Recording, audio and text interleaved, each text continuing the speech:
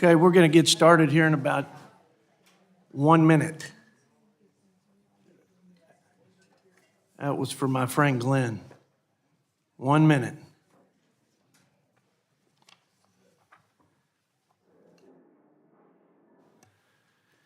It's great to see we have a full house today.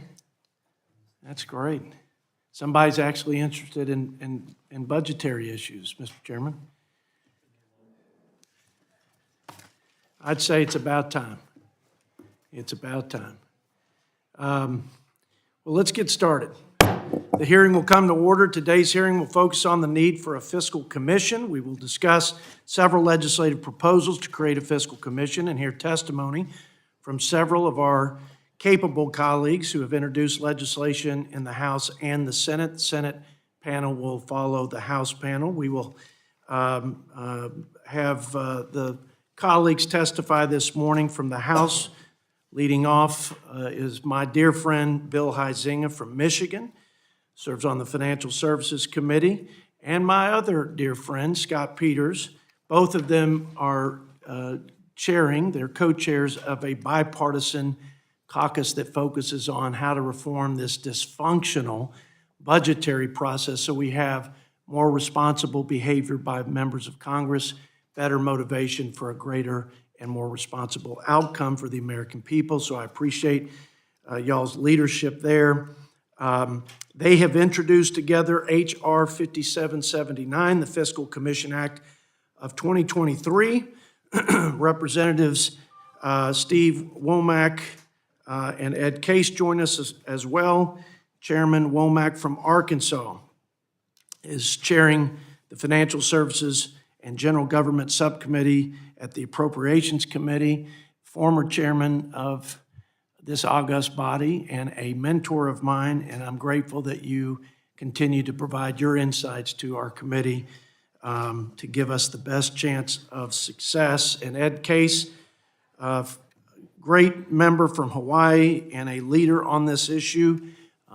Mr. Case and Mr. Womack have introduced H.R. 710, the Sustainable Budget Act, and we appreciate their input and their leadership over the years on this particular issue. And then we have with us Representative Lloyd Smucker, our very own from the Keystone State, who serves not only on Ways and Means, but also this committee, and has had experience with commissions solving big problems. And he served as chair of a commission in Pennsylvania that was successful, believe it or not. And we want to learn about the best practices so that we can construct a commission that will ultimately work. As a friend of mine said in Washington, when all is said and done, more is said than done. And we don't have much more runway, Mr. Chairman, to talk about this issue and to not do anything about it for the sake of our beloved country, its future, and our children's future in America. Jim McGovern is another leader on a number of issues. He is our ranking member on the Rules Committee. I say our because we're all on one team. This is not a Republican or Democrat problem. This is America's problem. It's our problem, and we've got to figure out how to solve it. Second panel will include Senator Mitt Romney from Utah and Senator Joe Manchin from West Virginia. They've introduced Senate Bill 3262. I think it's the companion bill of Mr. Peters and Huizenga's called the Fiscal Stability Act of 2023. We look forward to hearing from them as well. At this time, I'd like to yield myself as much time as I may consume for an opening statement. And don't like to read opening statements. It's tattooed on my heart, this issue, like I know it is for you all as our witnesses and many in this room who are deeply concerned about the bleak, fragile, and rapidly deteriorating fiscal state of affairs in the greatest nation in human history. Let me start by again thanking the members who are testifying for their leadership on what I believe is the most significant challenge facing our nation in the 21st century, which is our runaway deficit spending and unsustainable national debt that threatens not only our economy, but our national security, our way of life, our leadership in the world, and everything good about America's influence and our children's future. I think it's worth repeating some of the startling statistics that demonstrate just how fragile the situation is and just how bad off we are from a fiscal standpoint. 120% debt to GDP. This is the highest level of indebtedness in the history of our country, surpassing World War II, and we're not at war. We're in relative peace and prosperity, and it's only going to get worse. The CBO projection 30 years out has our indebtedness at twice the size of the largest economy in the world. Our annual deficits have reached almost $2 trillion this past year. CBO projects them to double. We will add $20 trillion if we just keep the policies as they are today. $20 trillion, 10 years. Now hear this. Half of that $20 trillion is interest expenses alone. Chairman, we don't get another soldier or sailor equipped for battle. We don't sustain the senior safety net. We get nothing for that. And the interest, according to CBO, will triple. It was almost $750 billion this past year. It's projected to be $1 trillion. We will eclipse what we spend on national defense on interest alone. If that's not enough to wake all of us up and give us the sense of urgency to act, I don't know what will. No responsible leader can look at the rapid deterioration of our balance sheet, the CBO projection of these unsustainable deficits, and the long-term unfunded liabilities of our nation and not feel compelled to intervene and change course. No responsible leader can do that. As I said from the outset, this is the 21st century challenge for America. I believe this is our generation's world war, and the cost of losing this war will be catastrophic and irreparable. And I have 3 children. I imagine many of you have children and grandchildren, and they're counting on us to step up and be leaders and work together to solve the problem. If we don't have this sense of urgency, we don't have a plan, if we don't exercise the political courage to execute the plan, we will be the first generation of leaders to fail to leave the country better than we found it. What a sad commentary. I refuse to accept that, and I know you do too. As I said before, this isn't a Republican or Democrat problem. This is our collective problem to solve, and it is a mathematic reality that will require real leadership on both sides of the aisle and in both chambers. Unfortunately, over the last several years, maybe even the last few decades, too many Americans have become desensitized to the trillions of dollars of accumulating debt, and too many lawmakers have been disengaged with the false sense of security that we can continue down this treacherous fiscal path without any real consequence. However, the past 2 years, I think, have provided a wake-up call. Record spending, $11 trillion, 6 of which has been added to the national debt, has resulted in a cost of living crisis for the American people. And because of inflation and because of soaring interest rates, the American people are waking up to the bad fiscal and monetary policies that are impacting their own pocketbooks.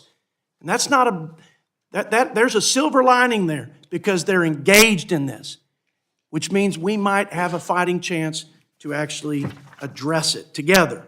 As I've said before, this trajectory we're on is unsustainable, but it's not unfixable. And I believe that. But both parties have to acknowledge they've contributed to it. Mr. McGovern, the Republicans have made their fair share of contributions to get us in this financial mess, and I say it at every hearing. We don't get a pass. We don't get a pass. And 7 years since I've been here, I've watched it. Waiving pay-fors, waiving spending caps, and the list goes on of fiscal recklessness and irresponsibility of both parties. So, now that I've called out both sides, Mr. Ranking Member, I don't think a fiscal commission is the panacea for all of our financial woes. I just don't think there's a silver bullet. At the end of the day, we have to have the political courage as a body to cut through the brinkmanship, the weaponization, the fear-mongering that we get from the outside and the inside. And we have to hold hands, as they say, and move forward with courage for the sake of our seniors who are now in jeopardy of insolvency in two very important safety net programs that they rely on, but also for our children. I know I'm going over time. I can see you kind of getting restless, but I'm just getting warmed up. No, I'm kidding. But guys, I've met with a lot of interest groups, some of them with a very righteous cause, many of them with a mutual interest. I've yet to meet with the people who represent my children. I've yet to meet with the people who are concerned about a country that has been bankrupted because of our recklessness. We're sowing the wind, and our children will reap the whirlwind of this fiscal disaster if we don't work together and do it quickly. So we're going to evaluate these proposals. We're going to look for common themes. We're going to ask a lot of questions about the various contours and constructs and structural designs so that if we can move forward with a bipartisan, bicameral fiscal commission, even though I don't think there's a silver bullet out there, maybe, just maybe, it will provide a forum, Ed Case, for constructive, like real constructive, not posing for cameras and posturing for different groups, but real constructive dialogue that could lead to a real outcome with a real impact on the national debt and put us on a more sustainable path for the sake of our great country and our children. Amen? And the people said, amen. With that, I yield as much time as my ranking member shall desire to make his opening remarks. Well, thank you, Mr. Chairman, and I appreciate your passion for this issue, and I also, I hope they know I respect every single one of my colleagues on both sides of the aisle and appreciate their sincerity when it comes to this issue. I don't know how to go about this without being repetitive because we just had a hearing on exactly this topic a couple weeks ago, and so I don't want to repeat everything that I said then. But some of that overlap will obviously be unavoidable. For those of you who were at our last hearing just a couple weeks ago on this topic, you know that I have real skepticism when it comes to the topic of commissions. I thought the panel that we had a couple weeks ago of those members, former members of the House and current members or current member of the House who participated in prior commissions, talked about their experiences. Every one of those commissions ultimately ended in failure. So rather than focus on commission, which ultimately is about process, I want to focus my remarks actually on substance, and very specifically on Social Security. Here's why. As someone who watches the Republican presidential debates, I have been, I have interesting viewing habits, I know. I have been struck by how a number of the leading candidates have flat out said they want to raise the retirement age. One of the leading candidates who just got a major endorsement from a Republican establishment group yesterday, she has repeatedly said, we need to raise the retirement age from 65. She seems to be entirely unaware that the retirement age for Social Security hasn't been 65 for quite some time. Almost a decade ago, when my father, after 50 years of hard work at blue-collar jobs, from the age of 16 to the age of 67, went ahead and retired, his retirement age then was 66. In a few years, it'll be 67, because of changes that were made in a law that passed this body in 1983. So if someone wants to send an email to the governor of South Carolina and let her know this, it would be wonderful. I would also like people to know a few other facts about Social Security. Greatest anti-poverty program in American history. Just think, back in the throes of the Great Depression, 46% of seniors lived in poverty. Today, that number is a fraction of that. So those who are saying that in order to save the program, we have to extract exorbitant cuts, or we have to raise the retirement age, I don't know, to 70, beyond, that's a little like saying we need to burn the village in order to save it. It just isn't true.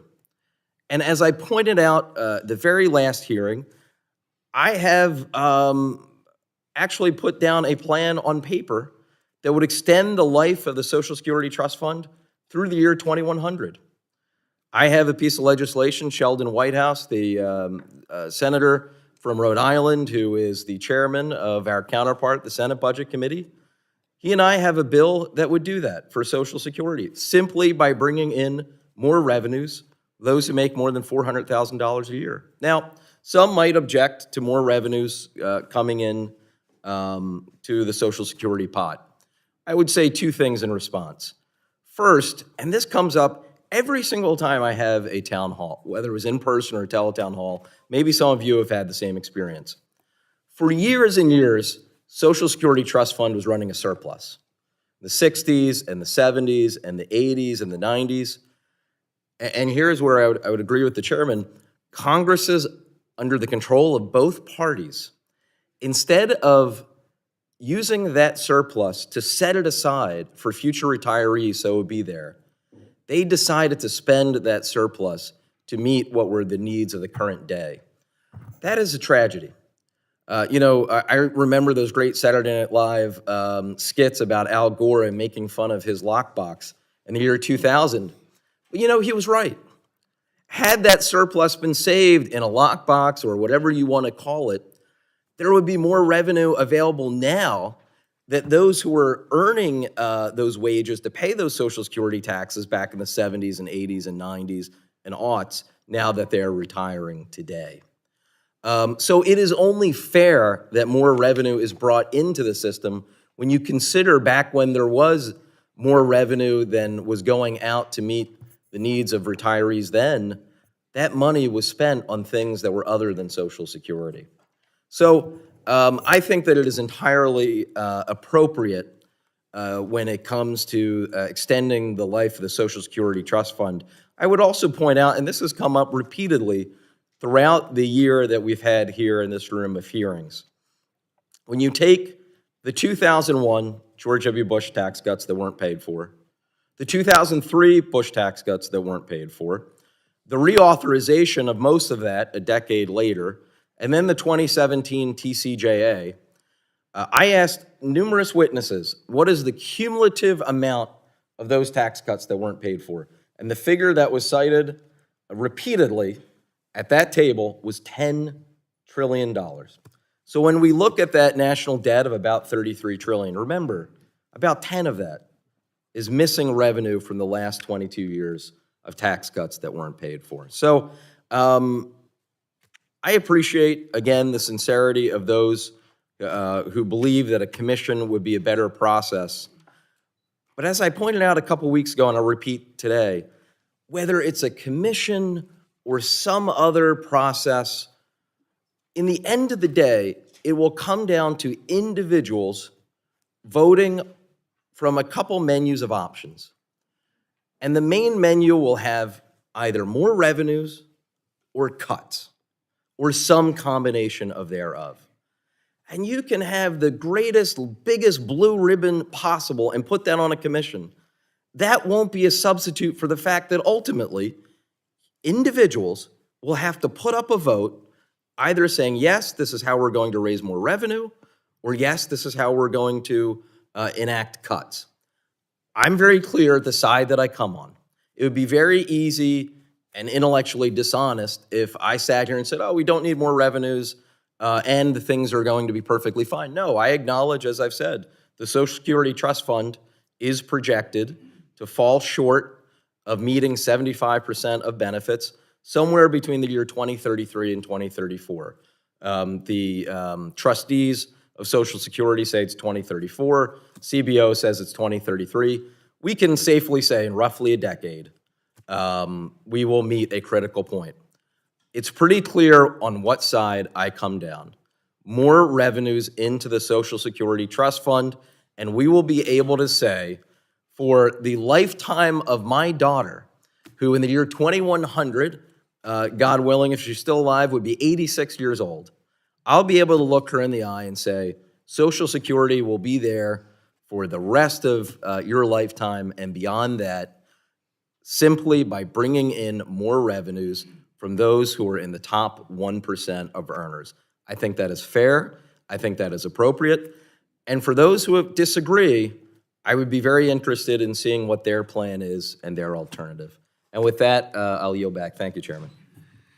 I thank my ranking member. Just for the audience and for context, the Democrats had total control of Congress the last couple of years, and none of those that vision or those proposals have come to fruition. And Republicans had total control of Congress when I got here.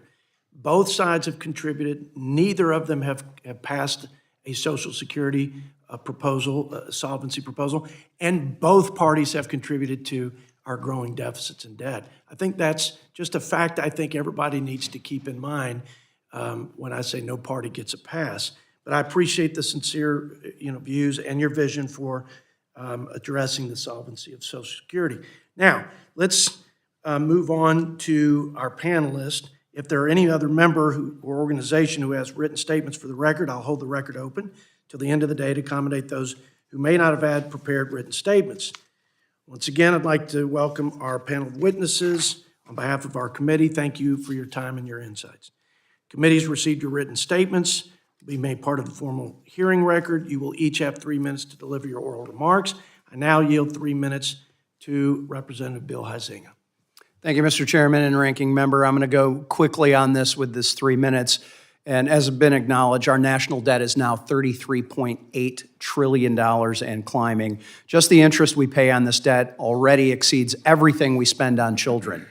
And within 3 years, the amount we pay on interest will eclipse our defense budget. Social Security will become insolvent by 2034, forcing a 23% mandatory cut. Medicare Part A will be depleted by 2031, even sooner than Social Security, resulting in an 11% cut. As has been noted, this isn't a Republican saying this, it's not Democrats saying this, it is the trustees of these trust funds themselves. So I'm not interested in a partisan food fight either. I want results that protect our seniors and current beneficiaries while preserving these key programs for future generations. If the status quo holds and Congress does nothing, simply put, it will result in a cut. Best path forward, in fact, the only path forward, in my opinion, is a bipartisan, bicameral solution such as the Fiscal Commission Act. Before you or the public, frankly, writes this off as, quote, just another commission, know that we can learn from both the failures and the successes of our nation's long history of utilizing commissions. For example, Simpson-Bowles suffered from an atmosphere of partisanship, much like what we see now, yet it focused the national conversation on fiscal reforms. And whereas Greenspan Commission benefited from a clearer purpose, fostering agreement that helped rescue Social Security was the end result. Acknowledging these lessons, I introduced the Fiscal Commission Act in September along with my BFF, my co-chair of the Bipartisan Fiscal Forum, Scott Peters, which has gained 20 evenly divided partisan co-sponsors. Our commission proposal features equal representation from both chambers and both parties, is transparent and focused on clear goals, retaining Congress's constitutional duties, and has real teeth. Specifically, our bill forces Congress to vote on a package of proposals offered by this bipartisan bicameral fiscal commission. It begins with the four corners of the congressional leadership, each appointing 4 members to the commission, 16 appointees total. 3 of each leader's selections must be colleagues from our respective chambers, in addition to 1 individual from the private sector. This commission must craft a package of recommendations to both improve the fiscal situation in the medium term, as well as to achieve a sustainable debt-to-GDP ratio in the long term. For any recommendations related to federal programs for which a federal trust fund exists, the commission must improve their solvency for a period of 75 years.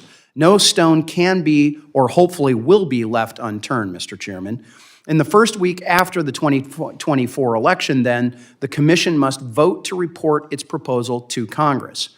After that, before the lame duck session ends, both the House and the Senate must put the proposal to an up or down vote without amendment and without delay. So let's be clear.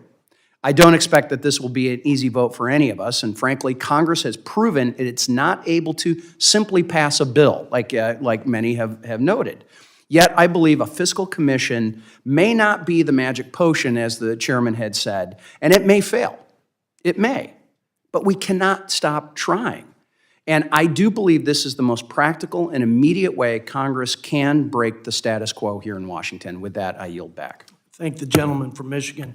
And now yield to the gentleman from California, Mr. Scott Peters, for 3 minutes. Thank you, Mr. Chairman, and thank you, Mr. Ranking Member, for holding this hearing. Despite a healthy economy, our country's deficit is growing. We are borrowing nearly $2 trillion a year just to pay our expenses. And as a result, this year we're spending more than $663 billion on interest alone. That's more than we spend on Medicaid. That's more than we spend on our children, soon to be more than we spend on defense. Democrats should be very worried about what the ballooning debt and interest payments will mean for current and future investments in our kids. These interest payments crowd out the investments we want to make, like an expanded child tax credit, crowd out investments like making college affordable and expanding apprenticeships, crowd out our ability to ensure the clean energy transition leaves no one behind. I've heard many of my colleagues on both sides of the aisle contend, sometimes emphatically, sometimes indignantly, that we should get our debt under control through regular order with the tools we already have. And of course, they're right, we should do that. But I've been here now almost 11 years. It's clear to me and everyone in this room that we're not going to do that. That this process we have today, it doesn't allow us to get to 218 and 60 to spend more, to spend less, and to keep tax policy right.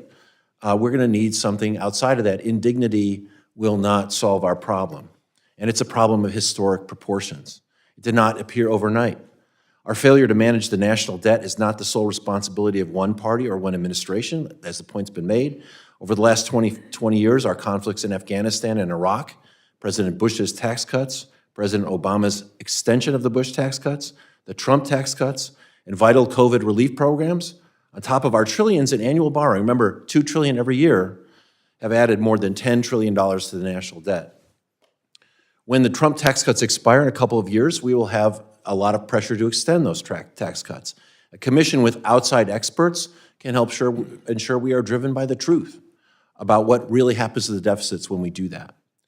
Finally, a lot of folks have said that Republicans want to cut Medicare and Social Security. I believe that some of them do. Under current law, Republicans are in the driver's seat.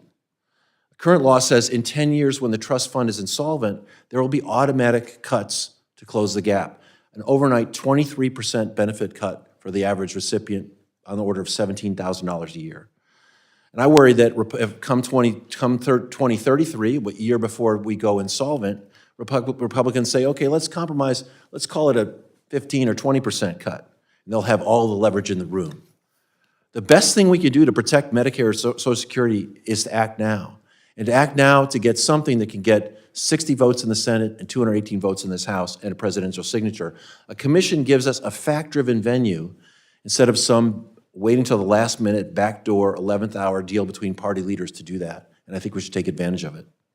So I introduced the Bipartisan Fiscal Commission, which Bill Huizenga has explained.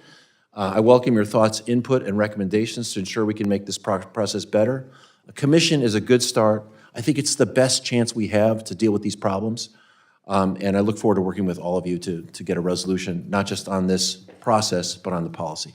Thank you. I yield back. I thank my friend from California. Now yield 3 minutes to the chairman for 3 minutes for opening remarks. I'm not going to read my prepared remarks, seek unanimous consent that they be entered into the record as submitted to the committee. Just have a couple of observations, and then I think it's important that we get to the questions and answers.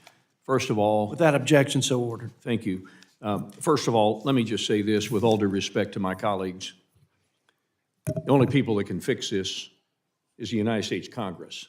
And to think that the United States Congress is going to be willing to do this is laughable.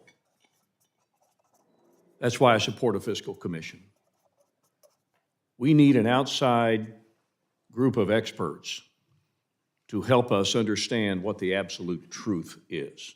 Now, I have advocated for a long time, a fiscal State of the Union, a joint session of Congress specifically designed to target, I believe, the most important and incredible threat to the Republic as we know it, and that is the fiscal condition of this country. I personally think it would be much more beneficial to have a fiscal State of the Union than that theater that we have once a year, sometime early in the year, called the State of the Union. But I've got a couple of observations that I want to make. This Congress has spent the better part of this year, going into last year, debating the spending on the discretionary side of the budget. It's about a third of government spending, probably a little less. But we have tried to convince through our actions that the way we're going to fix the fiscal condition of this country is by having these big food fights on discretionary spending. And that's only going to touch the edges. The real issues out there are in the entitlement programs, and we have to do something. Now, I will say this, that if we wanted, either Republicans or Democrats, wanted to cut those programs, we would do exactly what we are doing today, nothing, because those programs are going to be cut on their own in due time.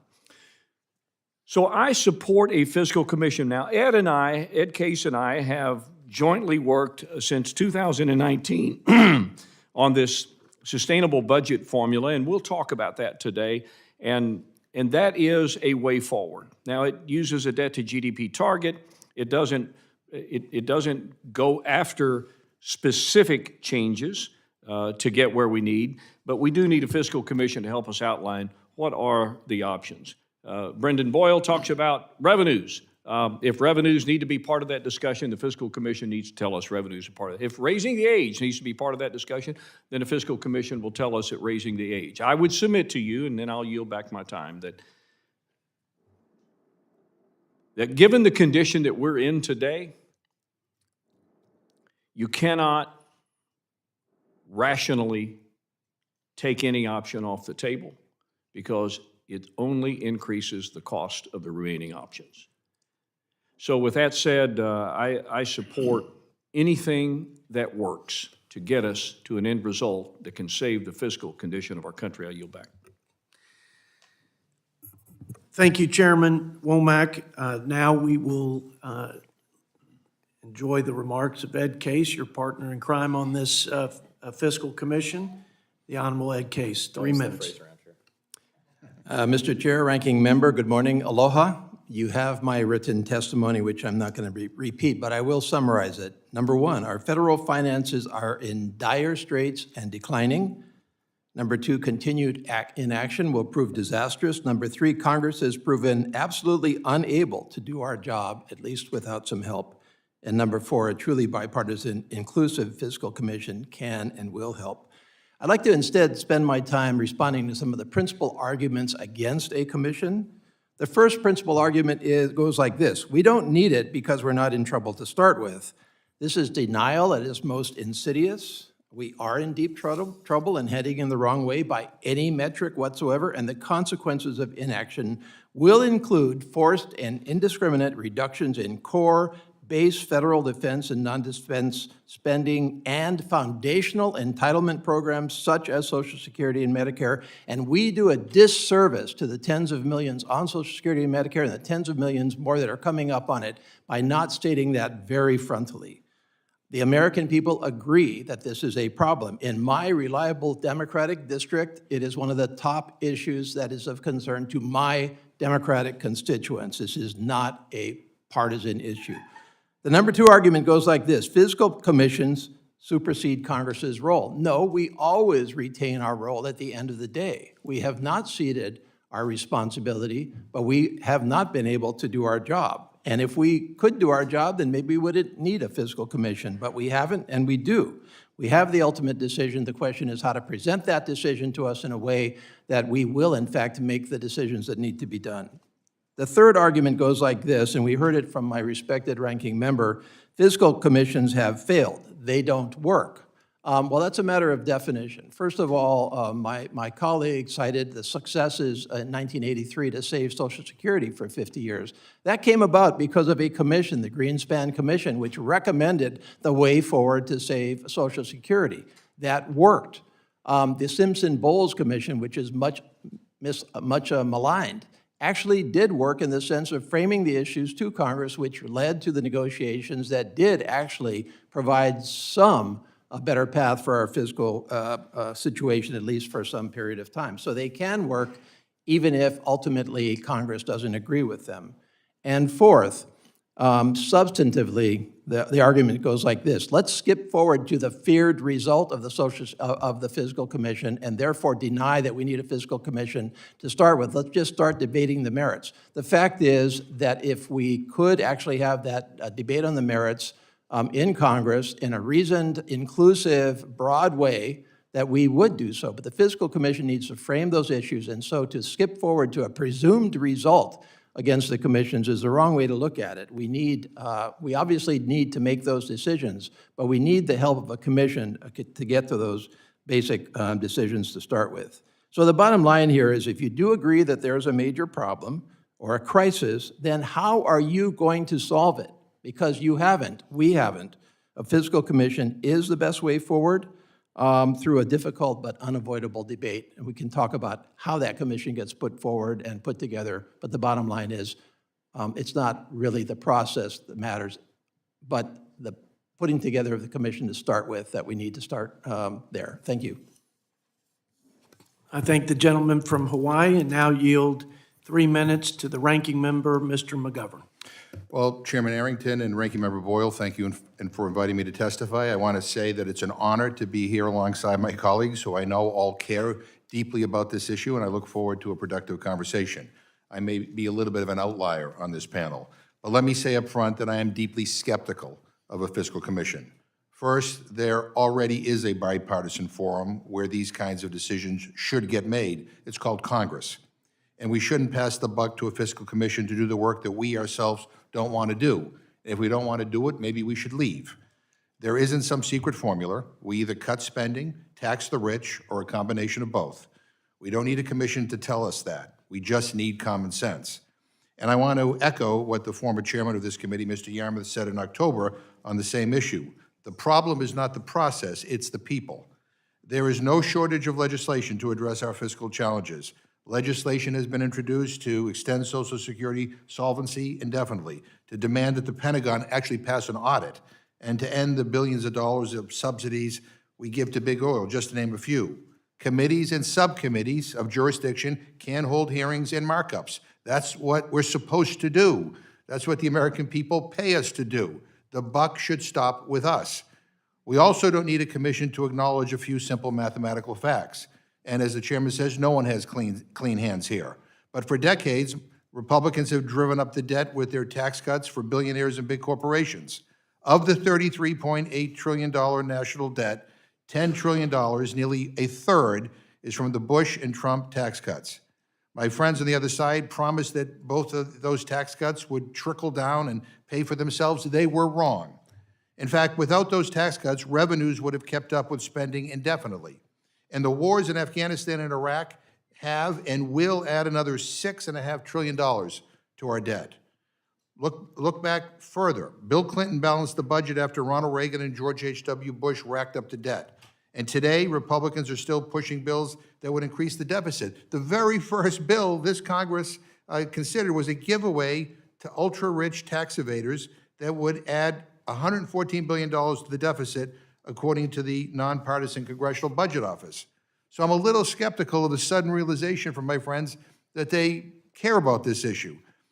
My friends tell us that millionaires and billionaires can't pay a cent more in taxes, and not a dollar can be saved from the Pentagon's bloated budget, where we know waste runs rampant.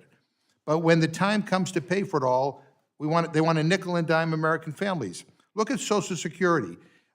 It should be a national scandal that middle and working class families have to pay Social Security taxes on all of their income, but millionaires and billionaires do not.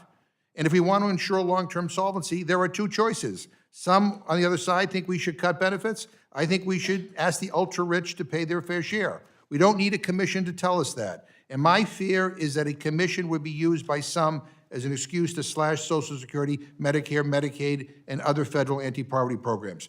Now, I know some of you are thinking that I'm just a tax and spend Massachusetts liberal, but I think that investing in our people actually saves us money. Look at hunger. It's not just a moral problem, it's an economic one. Hunger in America costs us tens of billions of dollars every year in the form of increased healthcare costs, lost productivity, kids who can't learn. I go on and on. Investing in our anti-hunger safety net will actually save us money in the long term. Now, I hear some of my colleagues say that they lose sleep over the debt. Well, let me tell you what I lose sleep over. There are 40 million hungry people in this country, 500,000 people who sleep out on the streets every night, seniors on fixed incomes who can't make ends meet. Those are the things I lose sleep over. And so, yes, we ought to talk about the debt and do something, but the real challenge here is an increase in extremism and a lack of political will to make the wealthy pay their fair share and cut our bloated and wasteful military budget. I thank you, and I yield back my time. I think, Mr. McGovern, you're not just a liberal from Massachusetts, you're a good man who happens to be a liberal from Massachusetts. And I appreciate your compassionate and thoughtful insight. Now, to round it, the committee or panelists out with final comments from our fellow Budget Committee member and my dear friend who cares a lot about this issue, Lloyd Smucker. Tell us about that commission in Pennsylvania. How did it work? How in the world was that commission successful? Thank you, Mr. Chairman, for this important hearing and for the opportunity to share with you some of my thoughts regarding Fiscal Commission. I believe our debt and our fiscal trajectory pose an existential threat to America's future, and I think establishing a commission is our best chance of addressing it.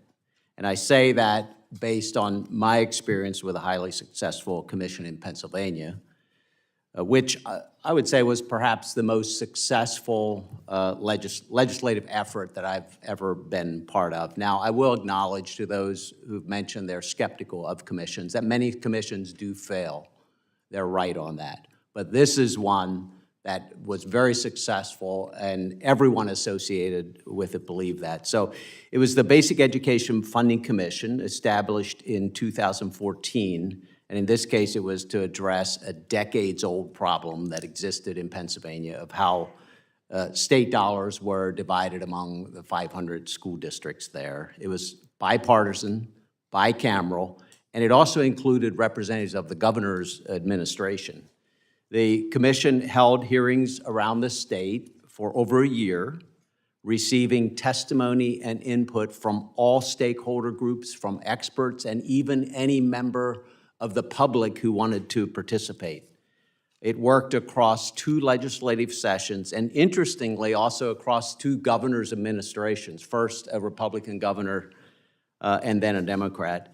Recommendations were released unanimously by the commission members in June of 2015, and they were enacted into law in 2016. So in a relatively short period of time, this commission solved a really very difficult and what had previously been seen as sort of an unsolvable problem.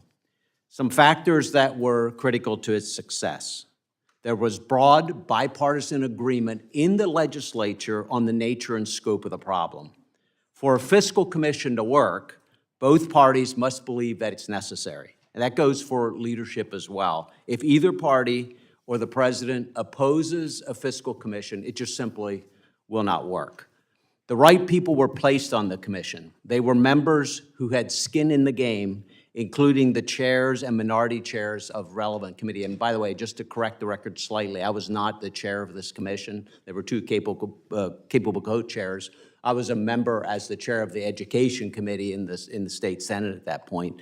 But I suggest that our fiscal commission here should include the chairs and ranking members of relevant committees, like the Budget Committee, the House Ways and Means Committee, Senate Finance Committee, and the Senate Budget Committee as well as speaker appointees, and I think members of the administration are critical as well.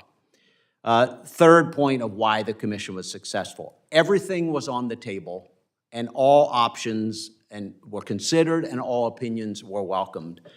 Fiscal Commission must be willing to consider all options. Democrats and Republicans alike are responsible for where we are. The debt has increased under the watch of both. So we all share responsibility and must consider options that we may not like. Final point, public engagement, public education was absolutely critical to the Commission's success. And I would say it was perhaps the most important key to success of the Commission and would be of the Fiscal Commission. We must, the job of the Commission would be to convince the American public that debt will impact them directly and that change is necessary. This is done through a very transparent public process and at the same time amplifying the work of a debt commission with a corresponding public relations campaign, which is what occurred in Pennsylvania. We know it's tough work. There's no guarantee of success, but based on what happened in Pennsylvania and some other commissions, we know it can be done. We can change the trajectory. We can ensure the promise of America for future generations. And in my view, we have no other choice. Thank you, Mr. Chair.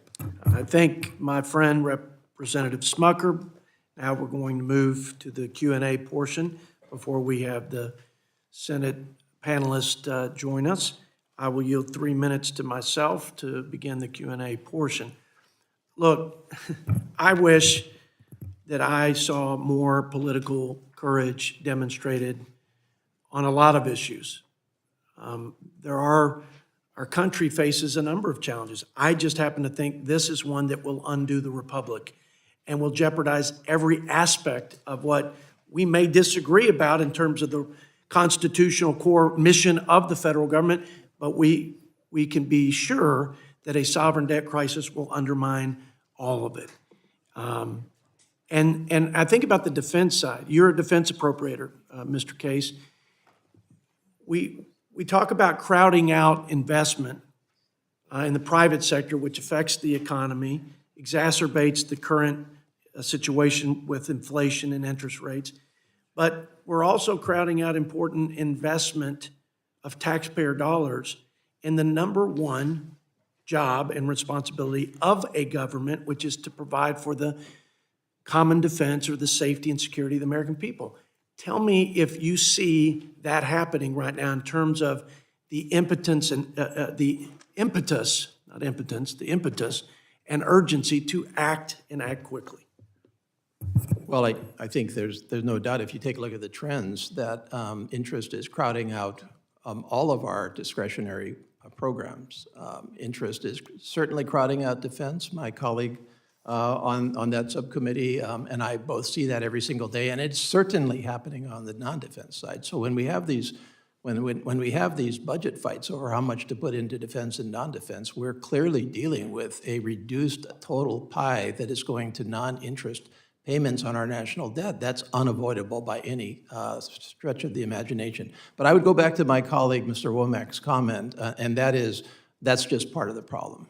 We have to deal with Social Security and Medicare in this context, not only because we have to save those programs from insolvency and from forced automatic reductions, but because of Mr. Boyle's comments are correct, because we are funding Social Security and Medicare shortfalls out of that portion that would otherwise be allocated to discretionary funding. So we're having a double whammy. So we have to take this across the entire I spectrum. think that's well said. And I don't know of a time where Social Security's solvency and sustainability has been addressed ever unilaterally by one party. I don't know if it's ever happened. I don't believe it has, ever. So we can talk about all these grand proposals we have on both sides, but it's just still talk and it's cheap. And cheap talk is not going to give peace of mind to the seniors, to my parents, who are both on Social Security. So Scott Peters, Bill Huizinga, the whole panel, just one thing across the board. If we could do one thing differently than we did with Simpson Bowles and other commissions, Greenspan and others, that would help position us for the best probability of success. Just name one thing, we'll go through the board, and then I'll delegate the next set of questions to my member. To me, Mr. Chair, Yes. one of the most significant elements of this is having a proposal that's not amendable and is forced to have a vote in both the House and in the Senate. Thank you. Scott? I agree, with a recognition that, that was 20 years before the programs go insolvent. Now we're 10 years before. Pretty soon we're going to get pretty close to insolvency, and we're not going to be able to do anything about it. So with a sense of urgency. Chairman. Up or down vote? Mr. Case. I agree with Mr. Womack. Mr. McGovern. I think we should bring legislation like Mr. Boyle's bill or Mr. Larson's bill, or my friends have bills to cut Social Security, bring them to the floor, let's have the debate and figure this out. We ought to do our job. In addition to the up or down vote, what would you add to a commission so that it can work? Yeah, I've already mentioned, I think it's very important to have members on the commission with skin in the game. And that would mean perhaps leaders of the committees through which the legislation will ultimately go.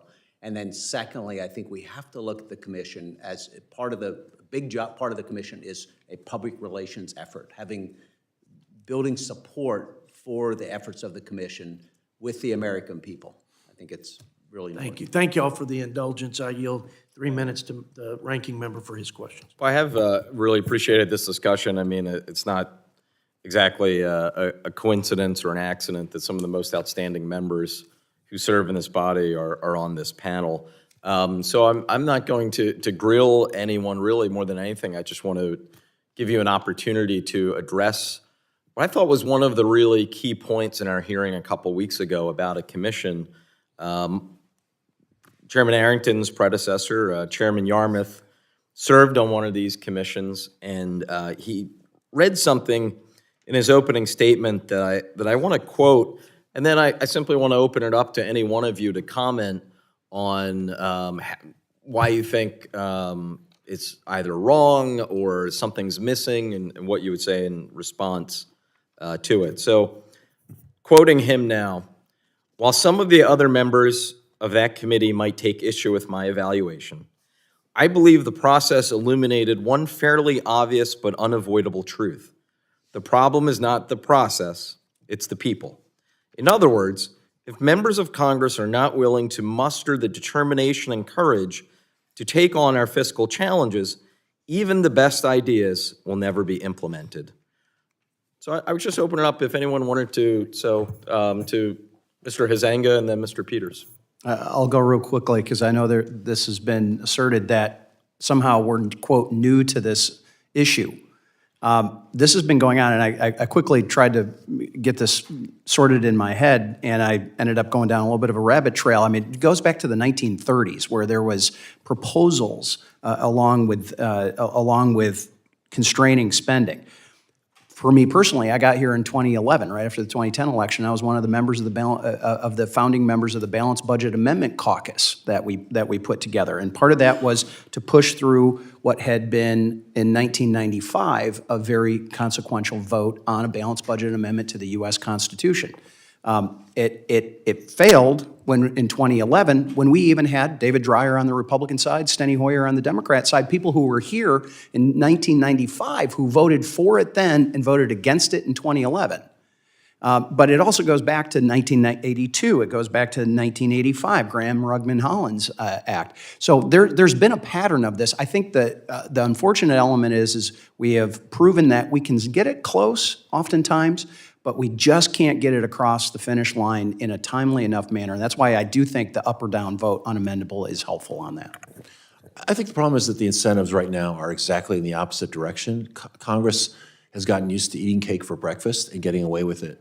So what we do is we borrow money to pay our expenses. Now, I want you to appreciate all the criticism we've had of these tax policies and COVID relief pales in comparison to the $2 trillion we're adding every year, because we borrow money to pay our expenses, and we get away with it because we go home, say, I would have done, but I blame the other side. We all get reelected. It's just not solving the problem. And I think that's why putting fact-based commission together with experts on the ground, cops on the beat, to force us to deal with the issue, I think is the most constructive way to get us away from those incentives. You wanted to say? A couple of people in this room served on the Joint Select Committee on Budget Process Reform in 2018. The chairman, myself, there may be somebody else in here, I don't see them. But I'm going to use it as an example to reinforce what I said earlier in support of an up or down vote on whatever a fiscal commission would bring to the U.S. Congress. And that is in that Joint Select Committee for Budget Process. And by the way, I think we would all agree, even my friends in the red coats back here would agree that the budget process of the United States Congress is broken. I mean, Exhibit A is the fact that on January 19th, we will have the first of a series, probably, of discussions about whether or not we're going to shut the government down again. And this is based on 2024 appropriations. By the way, I think the fiscal year started October 1st. So just let that marinate for just a minute. But in the Joint Select Committee on Budget Process Reform, this group came up, 16 members, bipartisan, bicameral, came up with a set of recommendations that would have gone a long way toward establishing a process that actually could save us from ourselves. But at the end of the day, when the final vote was taken, because we had to have 5 Republicans and 5 Democrats to vote for it, we had 5 Republicans. But we only had 2 Democrats, and oh, by the way, one of those was Mr. Yarmouth, who has been quoted here at this table today, the other one, Mr. Kilmer. But 4 members on these acceptable proposals from my friends on the left voted present. Present. Which I think only illustrates and magnifies the importance of whatever a fiscal commission is able to do, a panel of experts to come back to Congress and say, these are the issues that you have to tackle. These are the options that you have to consider if you're going to fix the problem. Then I think an up or down vote is going to be required, or else it will go the way of a lot of commissions and be put on a shelf somewhere. Thank you. And I know we're a good bit over time for the questions, but I didn't want to cut off any of the answers. I'll just say this before handing it back to the chair. One thing I think we can all agree on a bipartisan basis is with the Social Security Trust Fund expiring or becoming insolvent in about a decade, Medicare trust funds even sooner, we cannot solve these problems and wait until the very last minute, a year beforehand. That would just exacerbate the problem and make all of our options less desirable. So I fully agree with the impetus that we address these challenges now. And with that, I'll yield back. It was a Freudian slip for me to say impotence in Congress and the budget process, I will say. Look, I know it may seem a little undisciplined to let the clock go beyond our 3 minutes, but I find that that this is a serious issue and that we can have a very candid, with our audience of fellow American citizens here, and constructive dialogue to get to a real outcome. So I'm trying to keep that flow going and manage moving it along. But I'm going to ask these a couple more comments, and then I'm going to ask my colleague from Wisconsin to kick off his line of questions for 3 minutes.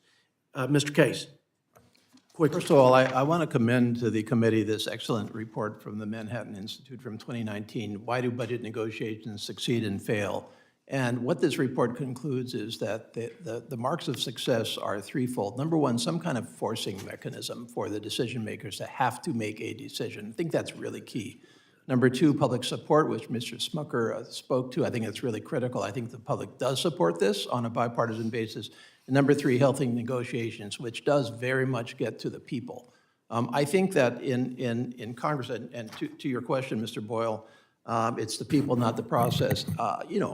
If we all had confidence in a polarized Congress to actually have people come together to negotiate and decide this on a bipartisan basis that had everything on the table as opposed to shouting down alternatives up front to kill them off before we even start with them, then we probably would feel better about not going with the commission. But the fact is that we're dealing with the world we have, and I don't think that the Congress is going to get better at this in the next couple of years, and the budget is declining rapidly. So yes, it is the people. Well said, Mr. Smucker. Mr. McGovern, did you have a comment? Go ahead. Go ahead, Mr. McGovern, then we'll No, well, look, I think, what concerns me about some of the conversation we're having is that it is about kind of getting the numbers aligned. And we're, on a balance sheet, and we're talking about how much we spend and not what we spend the money on. And there are some things we can spend money on that actually will save us money in the long term. And this is very much a values question. So it's not just about getting numbers aligned on a balance sheet. It is about, what our values are. And again, we talk about everything, everybody's saying everything's on the table. Yeah, we have members who have signed pledges that no new taxes. Well, then obviously revenue's not on the table if you've signed a pledge that you swear that you will never vote to increase revenues at all. So again, I hope we don't lose sight of the fact that the reason why people like me are so concerned about potential cuts to Social Security is because I think it is a vital program and people rely on it. And cutting it would be devastating to millions of people in this country. Good points. Mr. Smucker? I'd just like to make 2 points, and the first would be in response to Mr. Yarmouth's points. When people are behaving, they don't need rules. And when we are doing our job in Congress, we don't need to look at reform, we don't need to look at rules. But when we don't do our job, and I think it's hard for anybody to argue that we are, then we're going to need to look at additional reform in the process, I think, to make this place work more effectively. So my argument would be different in Yarmouth. We do need reform. And then secondly, I've sort of, again, based on my experience, and it's only one experience, but I view the commission as a body within Congress that is helping Congress do its job, not as some separate organization that is taking it away from Congress. And so, sure, we could have an up or down vote, but if the commission, first of all, if people really believe that the debt is a problem, and we all engage in putting forward a commission, then the role of the commission is, while it's doing its work, to bring members of Congress along with it and to understand the problem, understand the potential solution, and, by the way, bring the public in as well. And so it's almost like a special select committee. It's a vehicle that we put in place as members of Congress to help get us to the point where we're able to negotiate. We are looking at everything, putting everything on the table, and then we're presenting that as a package. So again, the argument of it replacing what Congress should be doing, that's not the way this commission should work, in my view. I thank the gentleman from Pennsylvania. All very good and important counsel from the panelists. Now, to my friend from Wisconsin, I yield 3 minutes for his line of questions. Well, thank you. A couple comments first, as far as that tax cut. I was here when the tax cut was done. I think a huge amount of time the Republicans said in closed conference is making sure that nobody could say these were tax cuts for the rich. And I can tell you on a personal level, the complaints I almost always got on the tax cuts were from the rich, who got a tax increase because they lost their state and local tax deduction. So to me, we did disproportionately deal with that. I also want to point out, as far as the necessity of tax increases, we just got done with a biennium in which the Democrats had both houses and could have used reconciliation to do what they've been promising to do for many years, and that is raise the cap on what you tax for tax revenue on Social Security, and they didn't do it. And that would have been, I guess you could say, solely a tax cut on the rich. Now, I'm a little bit concerned, even though I'm a co-sponsor of the amendment of the commission, people talking about putting Social Security on the table. I agree that Social Security is kind of a contract we've written with a good segment of America, and there are all sorts of parts of this budget that should be unconstitutional under the 10th Amendment and really should be left to the states, and if the programs are that good, the states would pick them up. I'm thinking particularly things like education, corporate welfare under the Department of Commerce, the entire welfare safety net, which is so utterly broken, should be left to the states. Can you comment, one of you, and I share with Mr. McGovern that sometimes we haven't really looked at the defense budget like we should have. Could you comment on, when we look at balancing the budget, the degree to which the 10th Amendment should play a role, and we should begin just shoving wholesale items back to the states who can do things more efficiently and are probably in a better position to judge whether these programs are effective? I'll take the bait. I would say, I mean, just, I was gonna say, Yeah. it really bugs me that we have all these unconstitutional programs, and I hear congressmen say we gotta bite the bullet and cut Social Security. yeah, and I know, Mr. Rothman, you are a stalwart in bringing that particular issue up in closed conferences and in other places, and I commend you on that. And in an ideal world for me as a constitutionalist, I would love to have those things back at the state level, having served in the state legislature, and I know you did too. I think we're more effective at many of those. However, at this point, much like my desire for a balanced budget amendment to the U.S. Constitution, I think that might be a bridge too far or a future bridge that needs to be crossed, that what we need to deal with right now is the immediate looming problems that we're going to have with all of our, and by the way, it's not just Medicare and Social Security, it's all of our trust funds need to be examined, and there's a significant number of them. Anybody else come? I think we got over 140 Republicans to vote to get rid of the Department of Education. I was shocked and pleased. Any other comments on using the 10th Amendment as a guide and getting us back to the straight and narrow here, where our forefathers would have wanted us? Ahead of any remotely touching Social Security. I thank the gentleman from Wisconsin. I think it's a great point and one that we can debate in a commission or on this committee. And now would like to yield 3 minutes to my friend who has been a leader on this issue as well, Mr. Jimmy Panetta from California. Thank you, Mr. Chairman, and thanks to you and the ranking member for not just holding this hearing, but for the way you conduct this committee and your focus on issues that are very important, not just to us in this Congress, but to the future of this nation. So thank you very much. And I am pleased that once again, we're focusing on addressing our debt and deficits. While last hearing, we had looked at the successes and challenges of past fiscal commissions, it's good that we're moving forward by actually talking and looking at specific pieces of legislation, thanks to our witnesses. I admit, as a steering member of the Bipartisan Fiscal Forum, I am proud to be original co-sponsor of one of the bills we're discussing, the Fiscal Commission Act, that was introduced by our two of our witnesses, Reps. Peters and Huizenga. This is a bipartisan bill that will create a fiscal commission involving bipartisan members of Congress and outside experts who will propose a set of policies to put us on a fiscally responsible path. These recommendations will then get an up or down vote in both chambers. Now, this hearing also gives us an opportunity to compare and contrast fiscal commission bills, including those by Reps. Case and Womack and Senators Manchin and Romney. Now, while a commission will still require hard choices, I think we've heard that and we understand that, it will facilitate the conversations that are necessary to discuss our fiscal issues and solutions in a fair and honest manner. And Mr. Chairman, you may say impotence, I say Viagra. That's what this will be in regards to looking at Congress, in regards to looking at our budget process. So if we can empower a successful commission through one of the legislative proposals today, we may be able to set ourselves up for a more fiscally disciplined and economically stable future. Now, Mr. Peters, my colleague from California and good friend, of course, there's been a lot of focus on general revenues and annual spending, but we're facing a real cliff. I think we know that, we've heard that when it comes to Social Security and Medicare in the near future.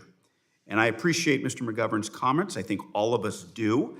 And looking at the demographics, which we're not, basically the issues have to depend on demographics, which we're not going to control. I think everyone here wants to ensure that retirees are held harmless when it comes to Social Security and Medicare benefits. But there are risks to doing nothing. There are risks to doing nothing. So Scott, will we protect our seniors from benefit cuts if we do nothing to address Social Security and Medicare shortfalls? No, we will not. And that's the frustrating thing for me about being a Democrat trying to save Social Security, Medicare, is that many people on our side of the aisle say, don't touch it. Social Security is in the hospital bed with a weak heartbeat. We know it's dead in 10 years. It's going to be, we're talking about 23% across the board cuts if we do nothing. So those of us who want to save Social Security, we need to act now because as people have made the point, the longer we wait, the more expensive, the more difficult those choices will be, and the more likely cuts will be. So that's why I think it's really imperative for us to get on this right now. People want to make it a political issue. That has been successful. But now we're coming up on the precipice of the actual cuts to seniors that are going to take effect across the board. We have to act if we want to save these programs, and if we don't, we will lose them. Thank you, and thanks to all the witnesses. Mr. Chairman, I yield back. Thank you, Mr. Panetta. I now yield 3 minutes to my friend from Virginia, Mr. Bob Good, for 3 minutes. Thank you, Mr. Chairman. Thanks for holding this hearing. Thanks to our witnesses. I think it's laughable, to use a term that was used by one of our panelists already, the notion that Congress will have the wherewithal to reform mandatory spending when we have zero demonstrated willingness to cut our discretionary spending at a time, think about where we are today, at a time we have historic deficits, we have historic debt to GDP, historic inflation, historic interest rates, historic interest payment on the debt, the amount we're paying just to pay the interest on the debt, and historic downgrading of our debt.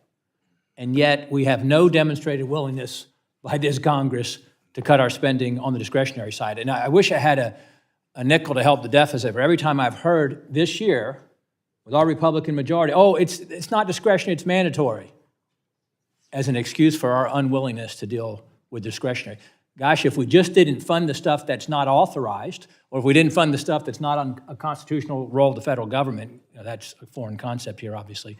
But the snowball effect now, it's going so fast now. The unprecedented debt, the monthly deficit of over $200 billion now, the interest rates, it's causing the debt to swell and surge like we've never seen before.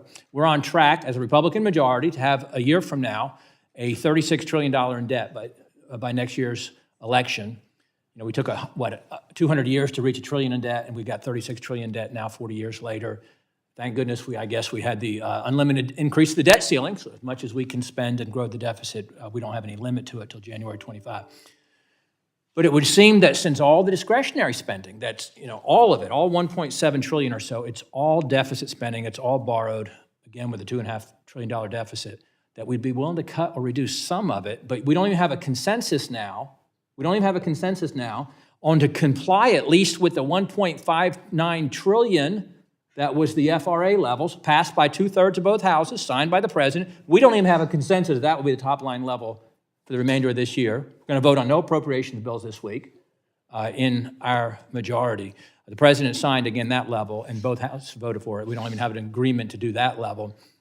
So no demonstrated interest in cutting our spending with the Republican majority, let alone, of course, it wasn't even talked about the previous 2 years that I was here in the Democrat majority. I guess maybe it's progress, Mr. Chairman, that we're at least fighting over to some degree, if unsuccessfully, on cutting our spending. We can't even get agreement in both houses to pay for supplementals. Gosh, that we wouldn't further exacerbate the issue we're talking about today, but we can't even get consensus in here to pay for supplementals, let alone on the House floor or in our friends across on the Senate. If not now, when? If not us, who? Do some of us just lack an understanding? Do some of us just lack a care about what this will do? Mr. Chairman said, in addition to the border, this is the issue that will crush and destroy the country. And none of the commissions matter. Whichever one's better, none of them matter unless we're willing to implement them. So I yield back, Mr. Chairman. I think the gentleman for Virginia, I agree with his sentiments. The speaker, I will say, our new speaker, I'm encouraged by his willingness to set a precedent that we will, in fact, pay for emergency supplementals. And I thought that was a really good sign, and I hope we can build on that. Was historic, and I would like to now yield to my friend, also from the mother of all states, Mr. Scott from Virginia, for 3 minutes. Thank you, Mr. Chairman. Mr. Chairman, I get a little tired of this both sides thing. I just want to remind everybody that for the last 60 years, every Democratic presidential administration, has left their Republican successors a better deficit than they inherited, without exception. And every Republican during that time, every Republican administration has left for their Democratic successors a worse deficit situation, without exception. So it's not both sides. We've heard the mention of a continuation of some of the Bush tax cuts under Obama. I voted against that because I thought it was a bad idea. But even so, the deficit as a percentage of GDP went down under Obama. And when President Trump came in, he increased the deficit before the pandemic. And so it's not both sides. And we have a problem, and everybody knows what the problem is. Problem is, we need to cut spending or increase revenue or both. Commission can say you need to cut a percentage of this, a percentage of that. I assume they're not going to get down into this too much into specifics. But Congress will still need to make those decisions. The commission doesn't make that situation any easier. It just gives temporary cover to those who don't want to decide. Now, some are suggesting that we have a spending problem, not a revenue problem. Fact is, we have a pay for what you spend problem. And if you compare Obamacare to Medicare Part D, when we passed Obamacare, we paid for it. We raised enough taxes to pay for that spending. And so the decision was, if you want Obamacare, here are the taxes that are going to pay for it. If you don't want to pay for it, you don't get Obamacare. And we decided, yeah, we want Obamacare, and we took the taxes along with it. Medicare Part D, how do you like a prescriptive drug benefit? Sounds good to me. Well, how are you going to pay for it? We didn't worry about it, and $500 billion in spending not paid for. Now, we've already heard that one major reason for our deficit is the unpaid for tax cuts. Under Republicans, you don't have to pay for tax cuts. How'd you like a tax cut? Well, let's do it. So if we just paid for our spending and paid for our tax cuts, we've heard that $10 trillion of the debt wouldn't be where it is today. Mr. McGovern, let me ask you a question. Can the conclusions of a commission be manipulated by the appointment of members who have pre-existing ideas like Social Security needs to be cut? Absolutely. And, I've been listening to some of the comments. Mr. Grothman, talked about the importance of a commission, but he also signed a pledge saying that he'll never raise taxes. So you, just on who's on a commission can kind of predetermine what the conclusions are. And does this up or down vote thing, Mr. McGovern, make it more or less likely that Social Security and Medicare will be cut? I fear that it will make it more likely that it'll be cut. I thank the gentleman from Virginia. Now yield 3 minutes to my friend from Utah, Mr. Blake Moore. Thank you, Chairman. Thanks for holding this. We had a great conversation about this a month or so ago, and it's even better to have actual official legislation on the books with the House in a bicameral way and the Senate talking about it today. Look, the Chairman highlighted my main point, and so I'll just quickly ask Representative Huizenga and ask Representative Peters to weigh in as well. I work closely with you both on the Bipartisan Fiscal Forum. I got 4 boys, and given a general timeline of how my wife and I want to see their lives progress, when they're raising their young kids, maybe have their first major job, they're going to send every tax dollar they send to Washington, half of it is going to be paying interest. And that's a different paradigm than what I'm doing now and what my parents did. It's a totally new paradigm, and I look at it as we have 10 years to address this and have any chance to avoid that catastrophic effect. Do you see this commission idea as the best way forward for us right now to take action? Representative Huizenga? Yes, I don't think it's going to be that magic potion that that has been acknowledged by the chair and others, but it has to be a piece of the puzzle. Anything to add? I think too, as I said, I think the incentives here are wrong for solving the problem. The incentives are to avoid the problem. I also would just say, in light of some of the previous comments, that having a cop on the beat, experts in the room to inform us of what the truth is really important here. I think that there are investments that do pay, that you should borrow from. We should understand that and not use that as an excuse for, borrowing to pay for the groceries is what we're doing. The other thing is, I would say, just in response to the chairman, Democrats want a cop on the beat when you talk about tax policy. The speaker said that he was paying for the supplemental, but what he offered was an IRS cut that would have actually doubled the cost of it. And that's the kind of thing I don't want to hear. I want a cop on the beat, somebody to tell me the truth about Republican tax policy. You want a cop on the beat, someone to tell you the truth about the value of, and whether the value of Democratic investments pay off. We don't have that today, and that's why we need a commission. I think you bring up a great point, because we are we're ships in the night, Republicans and Democrats, on how to adhere to CBO. Right? We have differences on how we believe CBO actually addresses their projections. Right? I personally wish we were taking a longer term perspective into consideration, and I think we would have a more realistic approach to how this stuff plays out. We are, and I can speak for every single one of my Republican colleagues, a strong supporter of economic growth and making sure that we have pro-growth tax policy. And sometimes that doesn't play out well with a line item CBO score. It doesn't, and we recognize that. And it's tough to reconcile because we have this CBO score that we all have to address, but we have to have strong economic growth. I don't see the Fiscal Commission as anything that would deter from that if we can continue to, make sure that we have pro-growth tax policies. Representative Huizenga, anything else to add before I yield my time back? I would just say historically, deficit spending happened when there was either economic or literal war happening. We've been deficit spending in the, quote, good times. When we haven't had those, that's compounded the problem. Thank you. Yield back. I thank the gentleman, just because I was mentioned in a comment I made about the pay for, I would just say to my friend from California that it's just a pay for. It's leaders make decisions. They don't pass the buck. And the decision by the Speaker was to pay for it by offsetting the $80 billion expansion of the IRS. And I think we all agree that we should enforce tax policy. How we do it in the most cost-effective way is another discussion and debate. I think the Speaker would welcome a response from the Senate. I bet we don't get one in terms of what alternative options for pay-fors are. So I got to give the Speaker credit for at least putting on paper what he believes would be a responsible pay-for, and I bet he's open to real dialogue about other alternatives if alternatives were presented by Mr. Schumer. With that, I'd like to yield 3 minutes to my friend, Mr. Blumenauer from the great state of Oregon. Thank you. I must confess I'm having flashbacks. I've been doing a lot of reminiscing recently, closing out 50 years of public service.